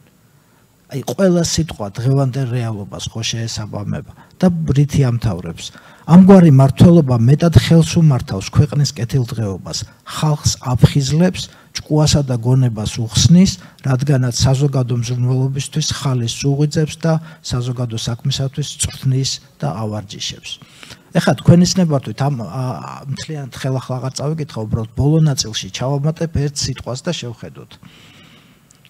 დეცენტრალიზაცია ხალხს აფხიზლებს, ჭკუასა და გონებას უხსნის და საზოგადო მზრუნველობისთვის ხალის უღვიძებს. რითი არ არის ეს დღევანდელი თანამედროვეობისთვის და დეცენტრალიზაციის მნიშვნელობისთვის გამოსადეგი სიტყვა. და გარდა ამისა კიდევ ერთსაც დავამატებ, რომ ჩვენთან ხშირად ლაპარაკობენ ხოლმე, რომ აი თვითმმართველობები მზად არ არიან რაღაცა ახალი ფუნქციებისათვის. არა და თვითმმართველობის ჩამოყალიბება პროცესია, თუ არ დავიწყეთ და ეხავე არ დავიწყეთ, ისინი ვერასოდეს ვერ ისწავლიან და ვერასოდეს ვერავლენ მაღალ დონეზე. ამიტომ ძალიან დიდი მადლობა ორგანიზატორებს, ძალიან დიდი მადლობა ჩემს წინ გამოსვლელებს, რომ ამ საკითხს კიდევ ერთხელ მივადექით და დაუთმეთ დრო და ვისაუბრეთ ამ საკითხზე. ეხლა რაც შეეხება მონაწილეობას. ქალბატონებზე ასე არ იყოს ძალიან ბევრი ლაპარაკი მინდა, მაგრამ მაქსიმალურად მინდა ასევე შევსყუდო საკუთარი თავი. არადა სათქმელი მართლა ძალიან ბევრია. ნუ ყველას მოგეხსენებათ, ახლა სიახლე არ არის, რომ ადგილობრივი თვითმმართველობა არჩევნებს ეფუძნება, მაგრამ არჩევნები არ არის საკმარისი ინსტიტუტი და აუცილებელია დამატებითი მექანიზმები და ამას განვითარებული საზოგადოება მიხვდა და შესაბამისად შემოიტანა ახალი ინსტრუმენტები, ახალი მექანიზმები იმისათვის, რომ მოქალაქე მუდმივად იყოს ჩართული პროცესში. მე ამ მექანიზმებს საქართველოს რეალობაში პირობითად ორ ნაწილად ვყოფ ხოლმე, ორ შემადგენელ ნაწილად ვყოფ ხოლმე, ეს უფრო მიადვილებს ცხოვრებას. ეს არის ფორმალური და არაფორმალური მექანიზმები. ფორმალური მექანიზმები კანონისმიერია და კანონით არის განსაზღვრული, ხოლო არაფორმალური მექანიზმები არ არის კანონით განსაზღვრული და რა საინტერესოა ფაქტი არის ის, რომ დათომაც ახსენა, კოდექსმა ამის საშუალება მისცა თვითმმართველობებს და უთხრა, რომ აბატონო თქვენ მონაწილეობის მექანიზმები და გარდა ამისა თუ რამე მოგივათ კიდე სხვა თავში აზრად, გააკეთეთ, იმუშავეთ და იყავით კარგად. ფორმალური მექანიზმებიდან შეგახსენებთ უბრალოდ, რომ ეს არის ინფორმაციის ხელმისაწვდომობა, დასახლების საერთო კრება, პეტიცია, სამოქალაქო მრჩეველთა საბჭო, მონაწილეობა მუნიციპალიტეტის საკრებულოს და მისი კომისიის ხდომებში, მუნიციპალიტეტის მერის და საკრებულოს წევრთა მიერ გაწეული მუშაობის შესახებ ანგარიშების მოსმენა. აი ეს მოგცა კოდექსმა და მოგცა ის მუხლი, რომელიც აი ზუსტად დავით მოახსენა სამოქალაქო ბიუჯეტი დაინერგა ზუსტად იმ მუხლის საფუძველზე, იმიტომ რომ ეს არ არის კანონით გაწერილი, მაგრამ არის შესაძლებლობა, რომ უკაცრავად მაგრამ არის შესაძლებლობა, რომ ასეთი მექანიზმი იყოს გამოყენებული. თქვენის ნებართვით ახლა სიტუაციას მოკლედ დავახასიათებ მონაწილეობის თვალსაზრისით რა ხდება. პირველ რიგში მინდა წყაროებს შევეხო. ამ ხრივ საკმაოდ მწირი ინფორმაცია არსებობს და მე როდესაც ვისაუბრებ გარკვეულ მონაცემებზე, მინდა გითხრათ, რომ ეს ეყრდნობა LSG ინდექსს, რომელიც თქვენთვის ყველასთვის ცნობილია, ასევე ეყრდნობა ბენჩმარკინგის მეთოდოლოგიას. ეს არის CSI-ის მიერ შექმნილი მეთოდოლოგია და უპირატესობა LSG ინდექსთან მდგომარეობს იმაში, რომ უფრო ღრმად სწავლობს საკითხს, მაგრამ მას აქვს ერთი დიდი ხარვეზი LSG ინდექსთან მიმართებაში, რომ LSG ინდექსი ეროვნული მაჩვენებელია, ხოლო ეს მეთოდოლოგია ჯერჯერობით მხოლოდ 5 მუნიციპალიტეტში არის დანერგილი. და ნუ მესამე ინფორმაციის წყარო ჩემთვის არის ჩემი ემპირიული გამოცდილება, ასევე ჩემი კოლეგების ემპირიული გამოცდილება, აი ესეთი კონფერენციების შეხვედრები. ეს რაც შეეხება წყაროებს, ახლა შევეხები კონკრეტულ სიტუაციას, კონკრეტული საკითხებთან მიმართებაში. ყველას ვერ დავფარავ, თავს შევიკავებ. პირველ რიგში მინდა ვისაუბრო ინფორმაციის ხელმისაწვდომობაზე. ამ ხრივ სიტუაცია ყველაზე უკეთესად გვაქვს, იმიტომ რომ ძალიან ბევრი სამუშაო იქნა გაწეული ადმინისტრაციული წესით ინფორმაციის მოძიებაზე და შესაბამისად ამ თვალსაზრისით უფრო კაი სიტუაცია გვაქვს, მაგრამ პრობლემები აქ ძალიან ბევრია ჯერ კიდევ.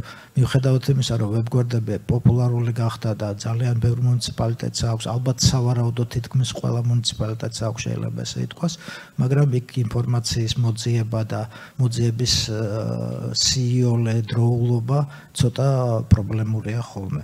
მეორე საკითხი ეს არის მუნიციპალიტეტებთან არსებული საბჭოების საკითხი. და ამ საბჭოებს თქვენ მოგეხსენებათ, რომ კოდექსმა განსაზღვრა ცალსახად, რომ მერს უნდა ყავდეს საბჭო, მრჩეველთა საბჭო და LSG ინდექსის მიხედვით 21 წელს 20 საბჭო ატარებდა სხდომებს.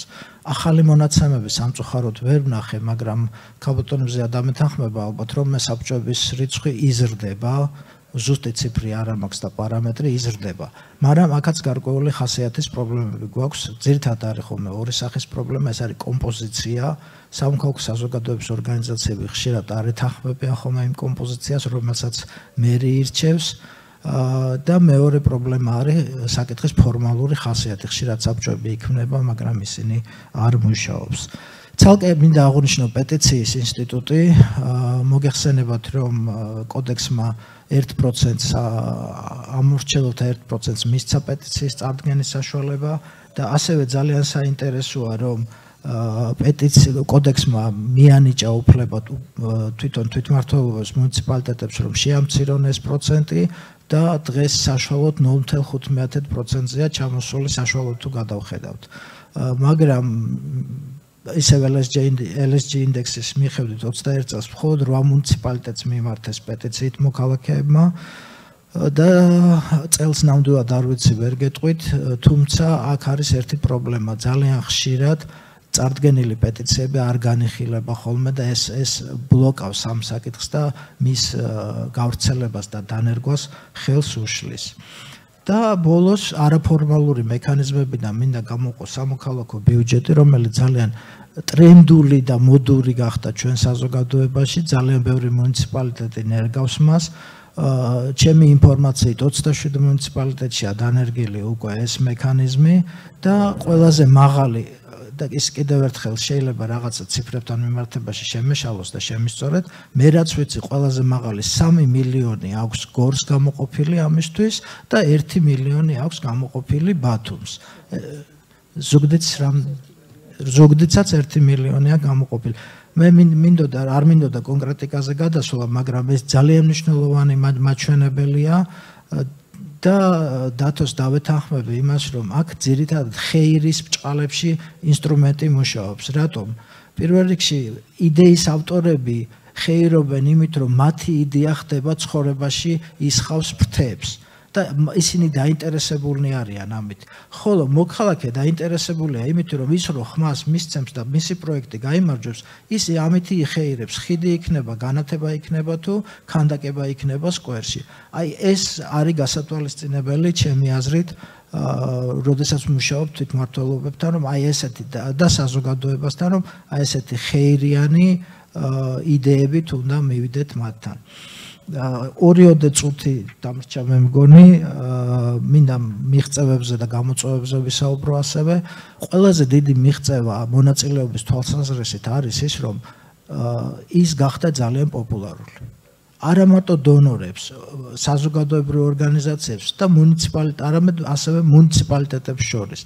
ძალიან ბევრი რაღაცა კეთდება ამ მიმართულებით და მე ვფიქრობ, რომ მიღწევაში ეს უნდა ჩავთვალოთ. თუმცა ბევრი რამე ჯერ კიდევ გასაკეთებელია, რა თქმა უნდა. მეორე მიღწევა ეს არის ის, რომ მზარდი ხასიათი აქვს ცალკეული ინსტრუმენტების დანერგვას.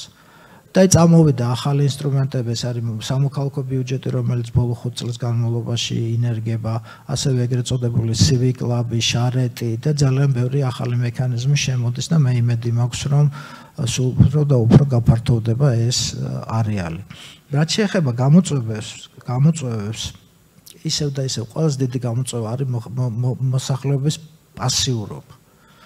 ჩვენ ვერაფრით ვერ შევძელით, რომ აქტიური მოქალაქე ჩამოგვეყალიბებინა. ახლა ცუდად არ გამიგოთ, ძალიან ბევრი აქტივისტია და ძალიან ბევრი რაღაცა კეთდება, მაგრამ აი ზოგადად რო ავიღოთ, მოსახლეობა მაინც უფრო პასიურია და ინდიფერენტულია, იმიტომ რომ არ ჯერა იმისა, რომ მე რომ მონაწილეობას მივიღებ, აქედან რაღაცა პრობლემა გადაწყდება. ეს ფაქტორი გამოწვეულია ორი ძირითადი საკითხით, ეს არის ინფორმაციის უკოლობა, სათანადო ინფორმაციის უკოლობა და ასევე სათანადო ცოდნის უკოლობა ამ საკითხში. შემდეგი გამოწვევა ეს არის მუნიციპალიტეტების პროაქტიულობის დაბალი ხარისხი და მოქალაქეთა მონაწილეობა მათთვის ხანდახან არ წარმოადგენს ხოლმე პრიორიტეტს და უფრო რაღაცა ესეთი რუტინული საკითხია და რაღაცა ნაკლებ ყურადღებას უთმობენ. კიდევ ერთი გამოწვევა არის ის, რომ დონორების გასვლა იწვევს ხოლმე ჯაჭვის ჩარღვევას. როგორც კი დონორი გადის, სამოქალაქო საზოგადოების ორგანიზაცია კარგავს ინტერესს, ასევე კარგავს ინტერესს მუნიციპალიტეტი და გარკვეული დრო გჭირდება იმისათვის მე დონორებთან საუბარში ყოველთვის ვიძახი ხოლმე რომ აუცილებელია დიდი ხნით შევიდეთ 5-10 წლით შევიდეთ მუნიციპალიტეტში რომ მონაწილეობის კულტურა ჩამოყალიბდეს და დამკვიდრდეს და პოზიტიურ ნაწილში შეიძლება ითქვას რომ რამოდენიმე მუნიციპალიტეტში და ეს მე ძალიან მახარებს დონორების გასვლის მერე გააგრძელეს სამოქალაქო ბიუჯეტი და აი გორში მაგალითად რამდენადაც ვიცი გორში ახლა სერიოზული დონორი არ მუშაობს თუ მეშლება დაკო შემისწორებს საკეთ ჩვენი წარმომადგენელია მაგრამ გორმა გააგრძელა და 3 მილიონი გამოყო ამ საქმესთვის მეცი რომ დროს გადავაჭერბე ამით დავასრულებ და შეკითხვებს ვპასუხებ შემდეგში მადლობა მადლობა ბატონო ვაჟა ნამდვილად ძალიან მნიშვნელოვანი საკითხი წამოჭერეთ ისევ და ისევ რომ დაუბრუნდეთ სამოქალაქო საზოგადოების ორგანიზაციების გაძლიერებას და მათ დამოკიდებულებას დონორზე ანუ ხშირ შემთხვევაში ისინი სრულად დამოკიდებულები არიან დონორის დაფინანსებაზე განსაკუთრებით რეგიონებში აქვე ვისარგებლებ შევთხოვით და ვიტყვი რომ ჩვენ ამას ვუყურებთ ესეთ სისტემური სახე გვინდა რომ მივცეთ ვცდილობთ რომ ესე გავაკეთოთ და ჩვენ არა მხოლოდ გრანტებს გავცემთ ადგილობრივი ორგანიზაციებისთვის არამედ მათთვის შესაძლებლობების გავითარების პროგრამებიც გვაქვს რეგიონებში და აი ეს უწყვეტი ჯაჭვი რომ თან გავაძლიეროთ ინსტიტუციურად ადამიანურად ეს ორგანიზაციები პლუს მათ დავეხმაროთ გრანტების საშუალებით მე ვფიქრობ არის ძალიან კარგი მოსამზადებელი პერიოდი იმისთვის რომ ყავდეს უფრო აქტიური სამოქალაქო საზოგადოება თვითმმართველობის დონეზე იმ საკითხებს დავუბრუნდებით ცოტა მოგვიანებით უკვე დისკუსიის ნაწილში და ძალიან ბევრი საინტერესო თემა არის რომელიც მე ვფიქრობ რომ საინტერესო იქნება ჩვენი დარბაზისთვის რომ მომხსენებლებისგან მოისმინოს. ახლა მინდა გადავიდე ჩვენს შემდეგ სპიკერთან, რომელიც ლატვიიდან გვერდება. მადლობა მას ამისთვის. დოქტორი მარის პუკისი, რომელიც წარმოადგენს ლატვიის თვითმმართველობის ასოციაციას. მე ძალიან მოხარული ვარ, რომ თვითმმართველობის ასოციაციის წარმომადგენელი გვყავს ჩვენ აქ და განსაკუთრებით ევროპიდან. მე პირადად ყოფილ ვარ სხვადასხვა ქვეყანაში და ასევე თვალი მიდევნებია როგორ ვითარდება თვითმმართველობის ასოციაციები და როგორც წესი ევროპულ ქვეყნებში ძალიან მნიშვნელოვან როლს ასრულებენ ხოლმე თვითმმართველობის ასოციაციები. მათ აქვთ ხმა იმისათვის რომ გავლენა მოახდინონ პოლიტიკურ პროცესებზე. ჩვენს ყავს თვითმმართველობის ასოციაცია და რომელიც ყველა თვითმმართველობას აერთიანებს და ისინიც აქტიურად არიან ჩართულები ცხადია, თუმცა მაინც დიდი განსხვავებაა ევროპულ და ქართულ გამოცდილებას შორის და მოდით გადავალ მე ბატონ მარისთან, რომელიც ასევე იყო ექსპერტი, ისევე როგორც ბატონი დავით ლოსაბერიძე ამ ქარტიის ჯგუფის და ევროპის საბჭოსში. ანუ მას ცხადია არა მარტო ლატვიის გამოცდილება აქვს, არამედ სხვადასხვა ქვეყნის და ძალიან საინტერესო იქნება მისი მოსაზრების მოსმენა. მოდით გადავალ ინგლისურ ენაზე, უკაცრავად რომ ესე მიწევს ენების ცვლა. Good afternoon, Mr. Maris, and thank you for joining us. I'm sure you have been listening to us and we have discussed the current trends and challenges in the ongoing decentralization reform in Georgia. And we have also discussed intensively the engagement of civil society and citizens in local policy making, and we have identified the challenges. And another aspect which I just mentioned is engagement of not engagement, but the role of municipalities and the association. I've mentioned that I have seen associations in other European countries which have real power and influence on the political processes, and they advocate and they lobby and they unite and they have a real voice. While in Georgia, even though the mayors are politically elected people and they are supposed to have real power, still their alliances are not that strongly represented, and still there are a lot of challenges which impedes this process to have this active lobbying and advocacy platform. And this would be very interesting from your side to share your experience, your observations, and the ones which you think would be relevant and applicable to Georgia, and also considering the Georgian context, which I'm sure you know very well. So our audience would be very eager. Thank you. Thank you. Dear colleagues, I will try to shortly present the situation in Latvia concerning mainly one dimension, dimension of decentralization. Principally here we had to look to history. The largest level of decentralization we get in 1990. That is a revolutionary period when local budgets, local and regional budgets, was 54% of all general government budget or of all public budget. It looks like that we will never in future achieve such figures, but nevertheless, that means that in the first period there was very wide decentralization. But after introduction of the rule of law, step by step, in some sense, central government is more and more important, exactly, and therefore we can speak about some preserving of that level of decentralization.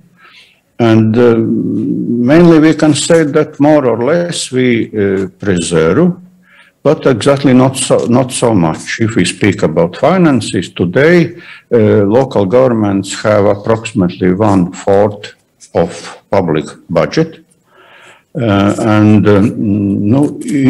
Especially if we take into account last events, that pandemic, COVID-19, that situation with war in Ukraine, situation with new events of environment and climate changes, which mainly are central government responses, then preserving a relatively high level of local financing, I think is a relatively good result. In the first period, after re-establishing independence, principally Latvian local governments achieve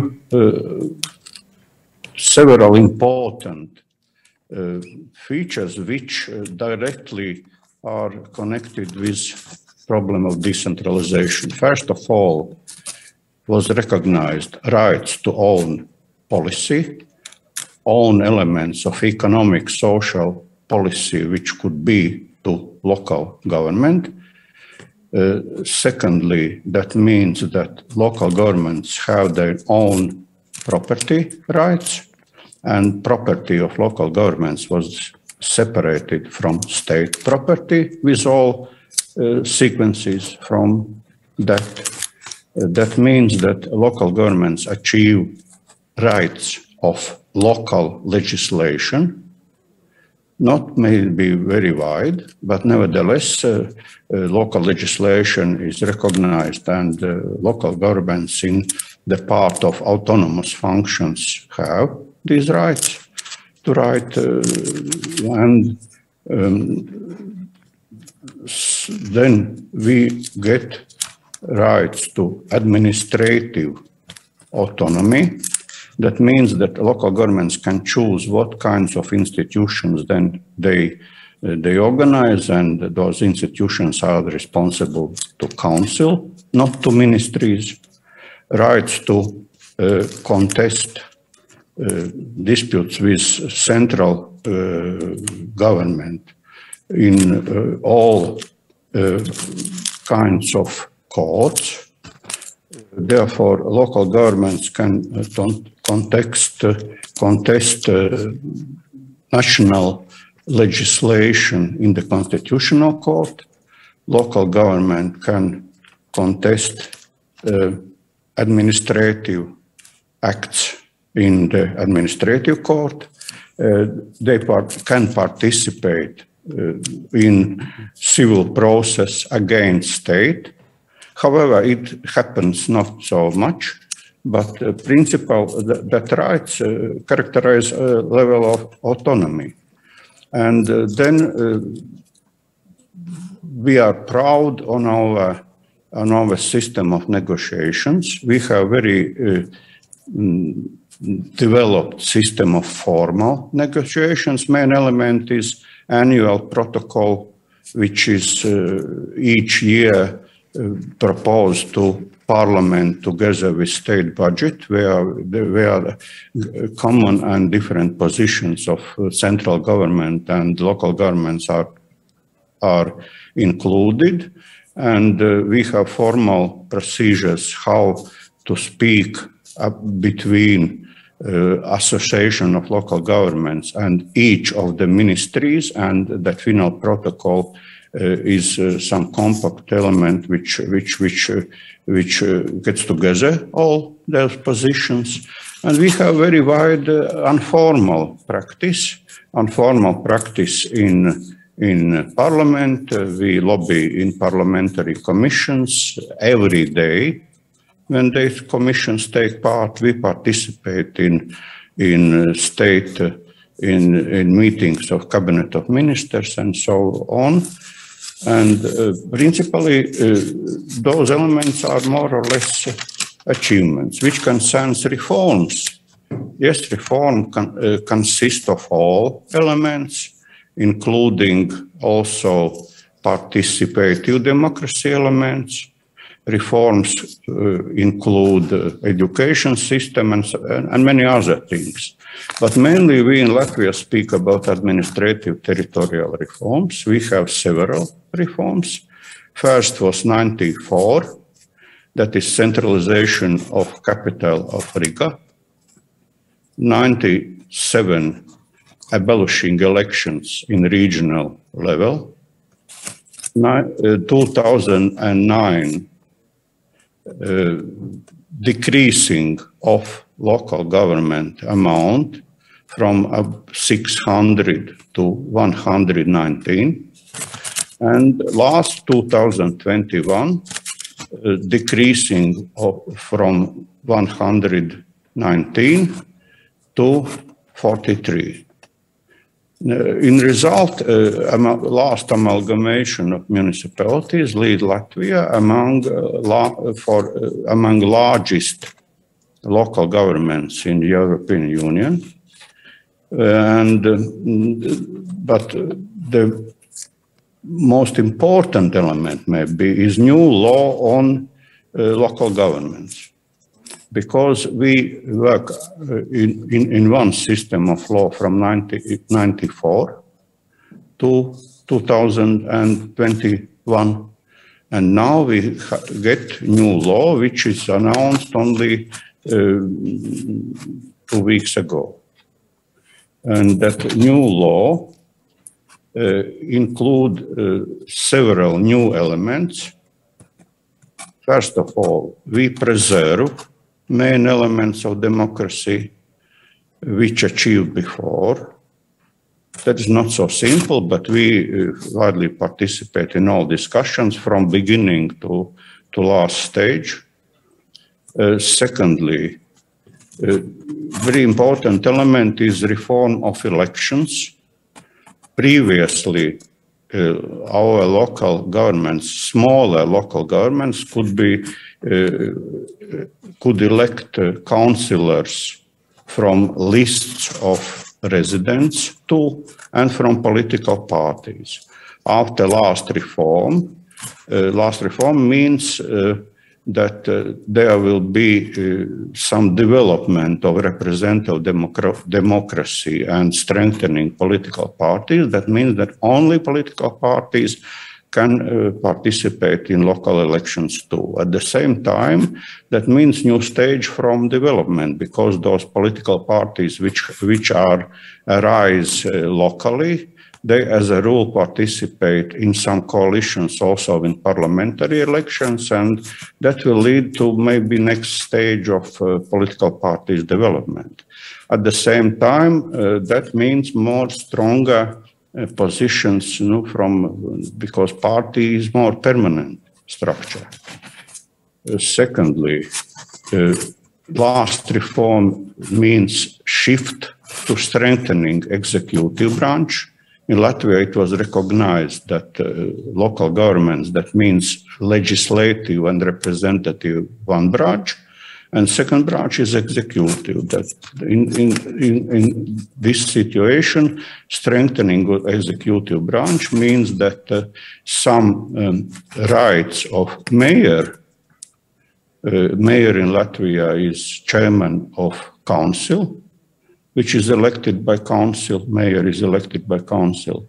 And part of his previous rights is shifted to executive director. Executive director is looks like to be in more strongly sense chief of all administration now, and he is now representative of local government in also local government enterprises. And some decreasing of the role of council could be foreseen in future. However, it is not clear how it all will happen. What it means? That means that executive director exactly is accountable to council, but there exists some attempts to more regulation from the central organizations. Then, which is very maybe negative element, that is some decreasing of opportunity for voluntary initiatives. In Latvia, we have wide opportunities for voluntary initiatives. In the status of voluntary initiatives, for example, more than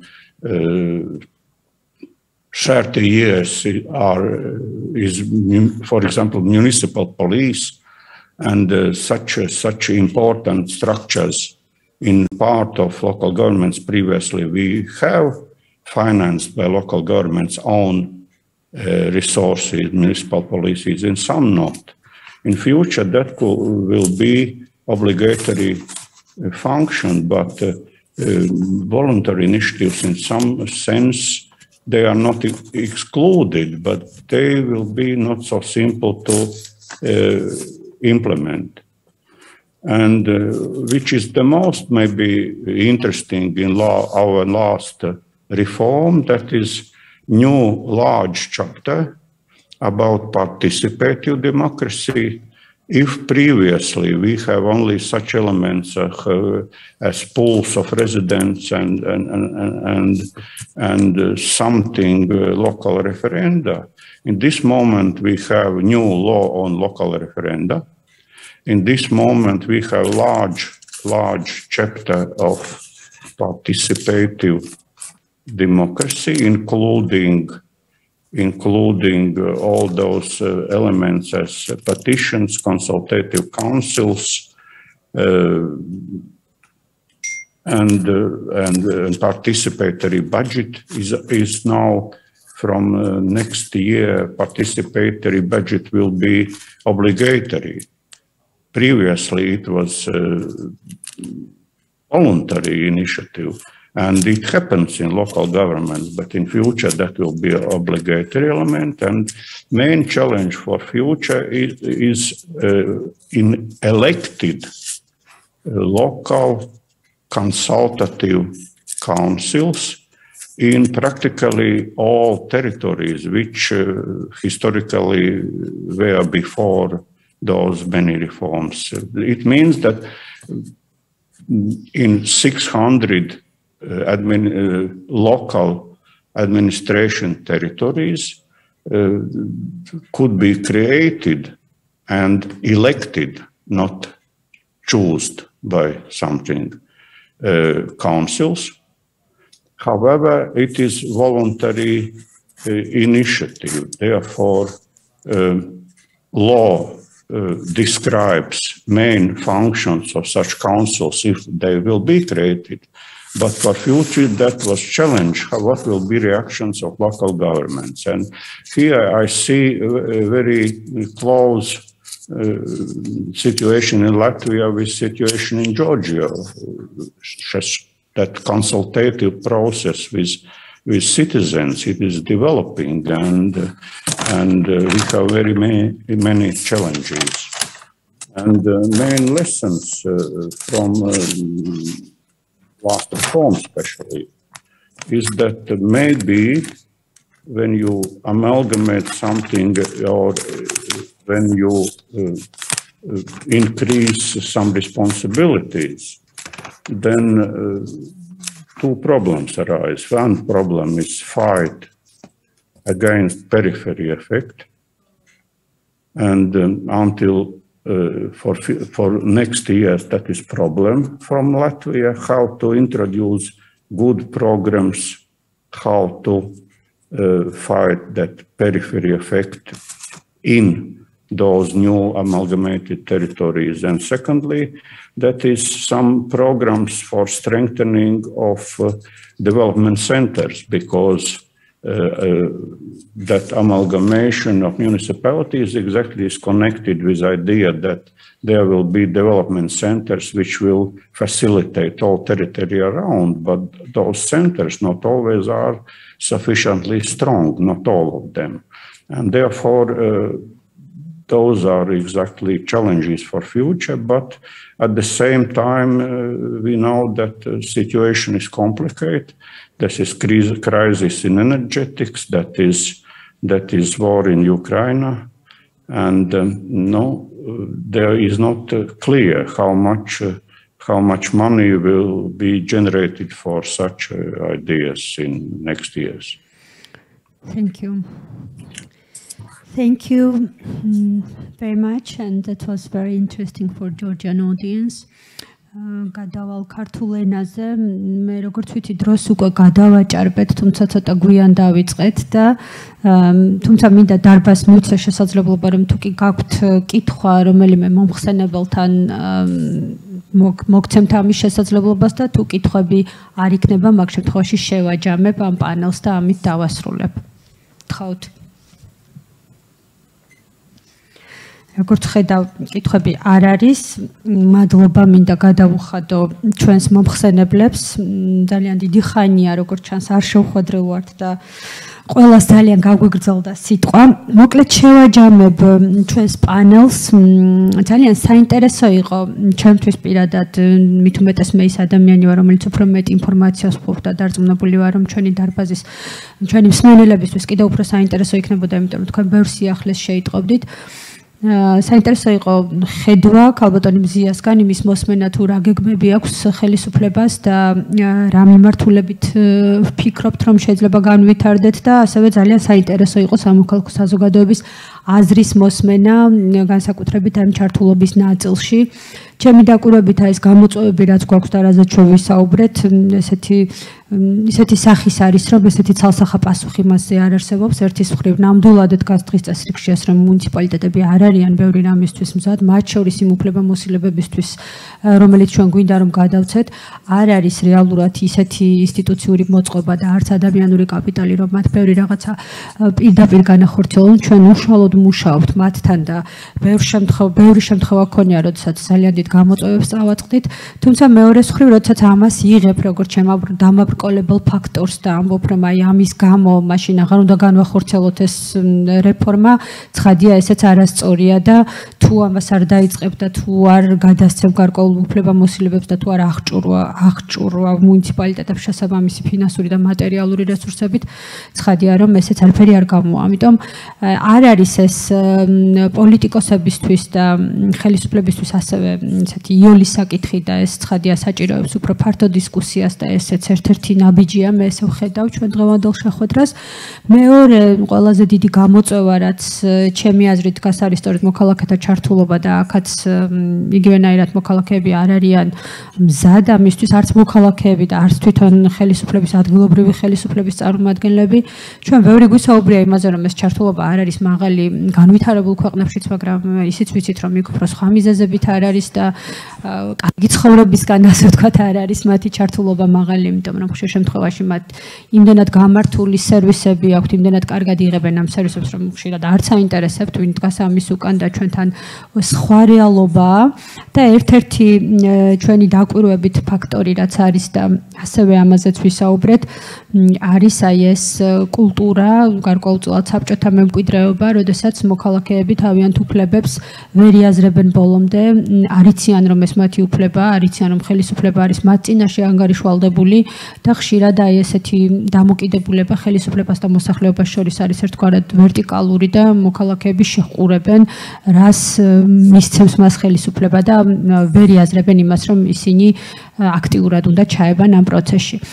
იგივენაირად ბატონო ვაჟა თქვენ ბრძანეთ რომ დათომაც რომ ეს ხეირის პრინციპი ანუ თვით ინტერესზე დაფუძნებული რაც მე მგონია მასში სათაკილო არაფერი არ არის რომ მათ თავიანთი ინტერესი ჰქონდეთ და პირიქით ეს უფრო მეტად აყენებს დღის წესრიგში იმ საჭიროებას რომ პოლიტიკა უნდა იყოს სწორედ მოქალაქეთა საჭიროებებზე მორგებული და რაც მათ მართლა აინტერესებთ იმიტომ რომ ჩვენ რაც გვაქვს ეს მოქალაქეთა ჩართულობის მექანიზმები კანონში ყველა ვიცით რომ ფაქტობრივად თითქმის არც ერთი მათგანი ისე კარგად არ მუშაობს ხო ანუ თქვათ აი რამდენი არის ახლა სტატისტიკა ასე ზუსტი არც მე არ მაქვს მაგრამ შემიძლია მეც მოვიძიო რომ თქვათ რამდენი არის პეტიციის გამოყენების მაჩვენებელი რამდენი არის საბჭოში მოქალაქეების ჩართულობის მაჩვენებელი რაც კიდევ უფრო მნიშვნელოვანია რამდენია ისეთი გადაწყვეტილება რომელზეც გავლენა მოახდინეს მოქალაქეებმა ეს შედეგი გვაქვს თუ არა საერთოდ მიღებული ანუ ეს შედეგების თვალსაზრისით არ არის კარგი და სახარბიელო მდგომარეობა რაც ცალსახად მეტყველებს იმაზე რომ ეს მექანიზმები თლად მორგებული ადგილობრივ საჭიროებებს არ არის. ან თუ არის, შეიძლება საკითხები არ არის ისეთი დღის წესრიგში გამოყვანილი, რაც მოქალაქეებისთვის არის საინტერესო და უშუალოდ მათ ცხოვრების გაუმჯობესებას ემსახურება. ამიტომ ბევრი გამოწვევა დგას დღის წესრიგში.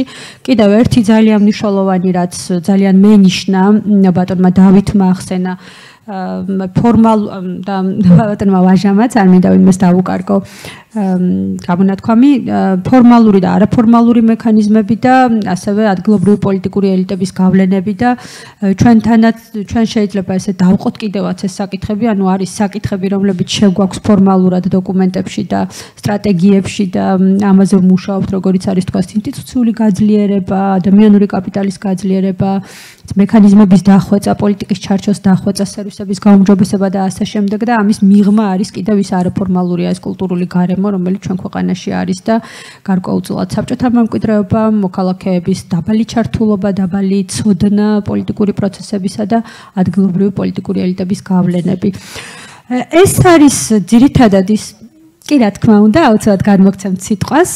ეს არის პრინციპში ჩვენ უფრო მეტად გამოწვევებზე ვისაუბრეთ ისევ და გამოსავლის გზებზე, იმდენად არ მოგოცა შესაძლებლობა, მაგრამ იმედი მაქვს, რომ კიდევ გვექნება ამაზე შეკრების შესაძლებლობა და მადლობა მინდა გადაგიხადოთ ყველას და ქალბატონ ზიას უნდა რომ ორი სიტყვით მოგმართოთ და მივცეთ შესაძლებლობა. მადლობა, ბევრ დროს არ წავიღებ, ვიცი რომ ძალიან გადავაჭარბეთ და მე მგონი შევთანხმდით იმაზე, რომ გარდა იმისა, რომ ფინანსები გვაქვს ნაკლებია, დროის ნაკლებობაც და ესეც სერიოზული პრობლემა გვაქვს ყველაფერთან ერთად. რამდენიმე საკითხი, რომელზეც ახლა აქცენტი გაკეთებული იყო, რეალურად ყველანი ვთანხმდებით ამ გამოწვევებთან დაკავშირებით. მეც მინდა ბატონაშას დავეთანხმა, რომ არ შეიძლება იმითი, რომ იმისი თქმა, რომ მუნიციპალიტეტები მზად არ არიან და უფლებამოსილებების გადაცემა არ უნდა მოხდეს, პირიქით გვერდზე ერთად კეთებით ადგილზე სამუშაოს ერთდროულად კეთებით უნდა შევძლოთ ის, რომ ის დღეს არსებული უფლებამოსილებების ჯეროვნად სწორად განხორციელების ნაწილში მივეხმაროთ და ამის პარალელურად იმ ახალი უფლებამოსილებების გადაცემის კვალდაკვალ მათთან ერთად ვაკეთებდეთ ყველანი ერთდროულად ერთი და იგივე სამუშაოს. რამდენიმე საკითხი, რაც ასევე დასმული იყო, ეს არის მოქალაქეთა ნაკლები მონაწილეობა და ინტერესი. მეც რეალურად რასაც ვუყურებ ამ ნაწილში და რასაც შეფასებას ვაკეთებთ, რომ რეალურად ვისაც ეს თანამონაწილეობითი ბიუჯეტირების პრინციპი შემოიტანა და ამ ნაწილში ჩართო მოქალაქეები, იქ უკვე მაქსიმალურად ასე ვთქვათ, იზრდება მოქალაქეთა ჩართულობა სხვადასხვა გადაწყვეტილებებთან დაკავშირებით. მეც დაგეთანხმებით იმ ნაწილში, რომ რეალურად ყველა მუნიციპალიტეტს ყავს სხვადასხვა სახის მრჩეველთა საბჭოები, მათ შორის ახალგაზრდული საბჭოებიც არის შექმნილი და ძალიან მნიშვნელოვანი არის დღეს არსებული იმ საბჭოების ამოქმედების, სწორად ამოქმედების მეც დაგეთანხმებით შემოადგენლობის შეხედვა და ყველა მოწყვლადი ჯგუფის მონაწილეობა ამა თუ იმ გადაწყვეტილებების ნაწილში და ის ძირითადი მიდგომა, რომელსაც ჩვენ ყველანი ვსაუბრობთ, რომ არავინ დაგვრჩეს მიღმა ნებისმიერი გადაწყვეტილების ღონისძიებების დაგეგმვის თუ აღსრულების ნაწილში ძალიან მნიშვნელოვანი არის, რომ ეს ყველა ეტაპზე მიყვებოდეს, ისევე როგორც მოქალაქეთა ჩართულობის ნაწილში და დღეს არსებულ მექანიზმებთან დაკავშირებით, მიუხედავად იმისა, რომ ყველაფერი და ამასთან ერთად ნებისმიერი თანამონაწილეობის ან გადაწყვეტილების მიღების შემოტანის შესაძლებლობა გაქვთ, ისევე როგორც პეტიციის ნაწილი, თუ პეტიციასთან დაკავშირებით ვიტყვით, აუცილებელი იქნება მათ შორის გაანალიზება და პასუხის უკან დაბრუნების მექანიზმის მიღება. რატომ არ იყო მისი პეტიცია განხილული? რეალურად პეტიციები მათ შორის, რომ შემოდის არა მუნიციპალიტეტის საკუთარ უფლებამოსილებებთან მიმართებაში და ამ თვალსაზრისით გასაზრდელი არის ჩვენი ცნობიერება ყველასი, რომ ვიცოდეთ რა არის მუნიციპალიტეტის საკუთარი უფლებამოსილება და რა მაგალითად ცენტრალური ხელისუფლების უფლებამოსილება. ამ თვალსაზრისითაც ვფიქრობ, რომ უკეთესი შედეგი გვექნება და თუ ჩვენ ვისწავლით, პასუხი გავცეთ შემოსულ სურვილებს, ეს იქნება ნებისმიერი განხორციელების ნაწილი, თუ პეტიცია თუ ნებისმიერი, ამ ნაწილში უკეთესი შედეგი გვექნება შემდეგ ნაწილში და დასახლებების საერთო კრებებთან დაკავშირებით მეც დაგეთანხმებით ამ ნაწილში, ალბათ მეტი გააქტიურება გვჭირდება, ჩვენ ამ ნაწილში მუშაობთ მათ შორის მოქალაქეთა ჩართულობის ზრდის ნაწილზე, თუმცა ერთი რაც ყველანი მე მგონი ვთანხმდებით, რომ რეალურად მოქალაქეთა ჩართულობის პროცენტული წილი იზრდება ყოველწლიურად და მიუხედავად იმისა, რომ სხვადასხვა რეგიონში სხვადასხვა შედეგი გვაქვს და ძალიან მიხარია, რომ მათ შორის მაღალმთიან დასახლებებშიც კარგი შედეგები გვაქვს და ისიც მინდა აღვნიშნო, რომ რეალურად ეს თანამონაწილეობის ნებისმიერი მექანიზმი, სადაც დონორი გამოვა იმ ღონისძიებიდან მნიშვნელოვანი არის, რომ სისტემა შეიქმნას და მდგრადობა იყოს შენარჩუნებული და ის თუნდაც გორის მაგალითი, მაგალითად ხელვაჩაურის მაგალითი, მაგალითად ზუგდიდის მაგალითი იყოს სამოდელო იმისა, თუ როგორ შეიძლება რომ ეს დაიხვეწოს. ძალიან ბევრია და ბოდიშით რომ ყველა მუნიციპალიტეტი შეიძლება ვერ ვახსენეთ ამ საუკეთესო პრაქტიკასთან მიმართებაში, მაგრამ დარწმუნებული ვარ, რომ პარასკევს უკეთესი, ასე ვთქვათ, შესაძლებლობა გვექნება წარმოვადგინოთ საუკეთესო პრაქტიკის მაგალითები სხვადასხვა მუნიციპალიტეტებში, რომ მათ შორის შესაძლებელი იყოს ამ გამოცდილების გაზიარება.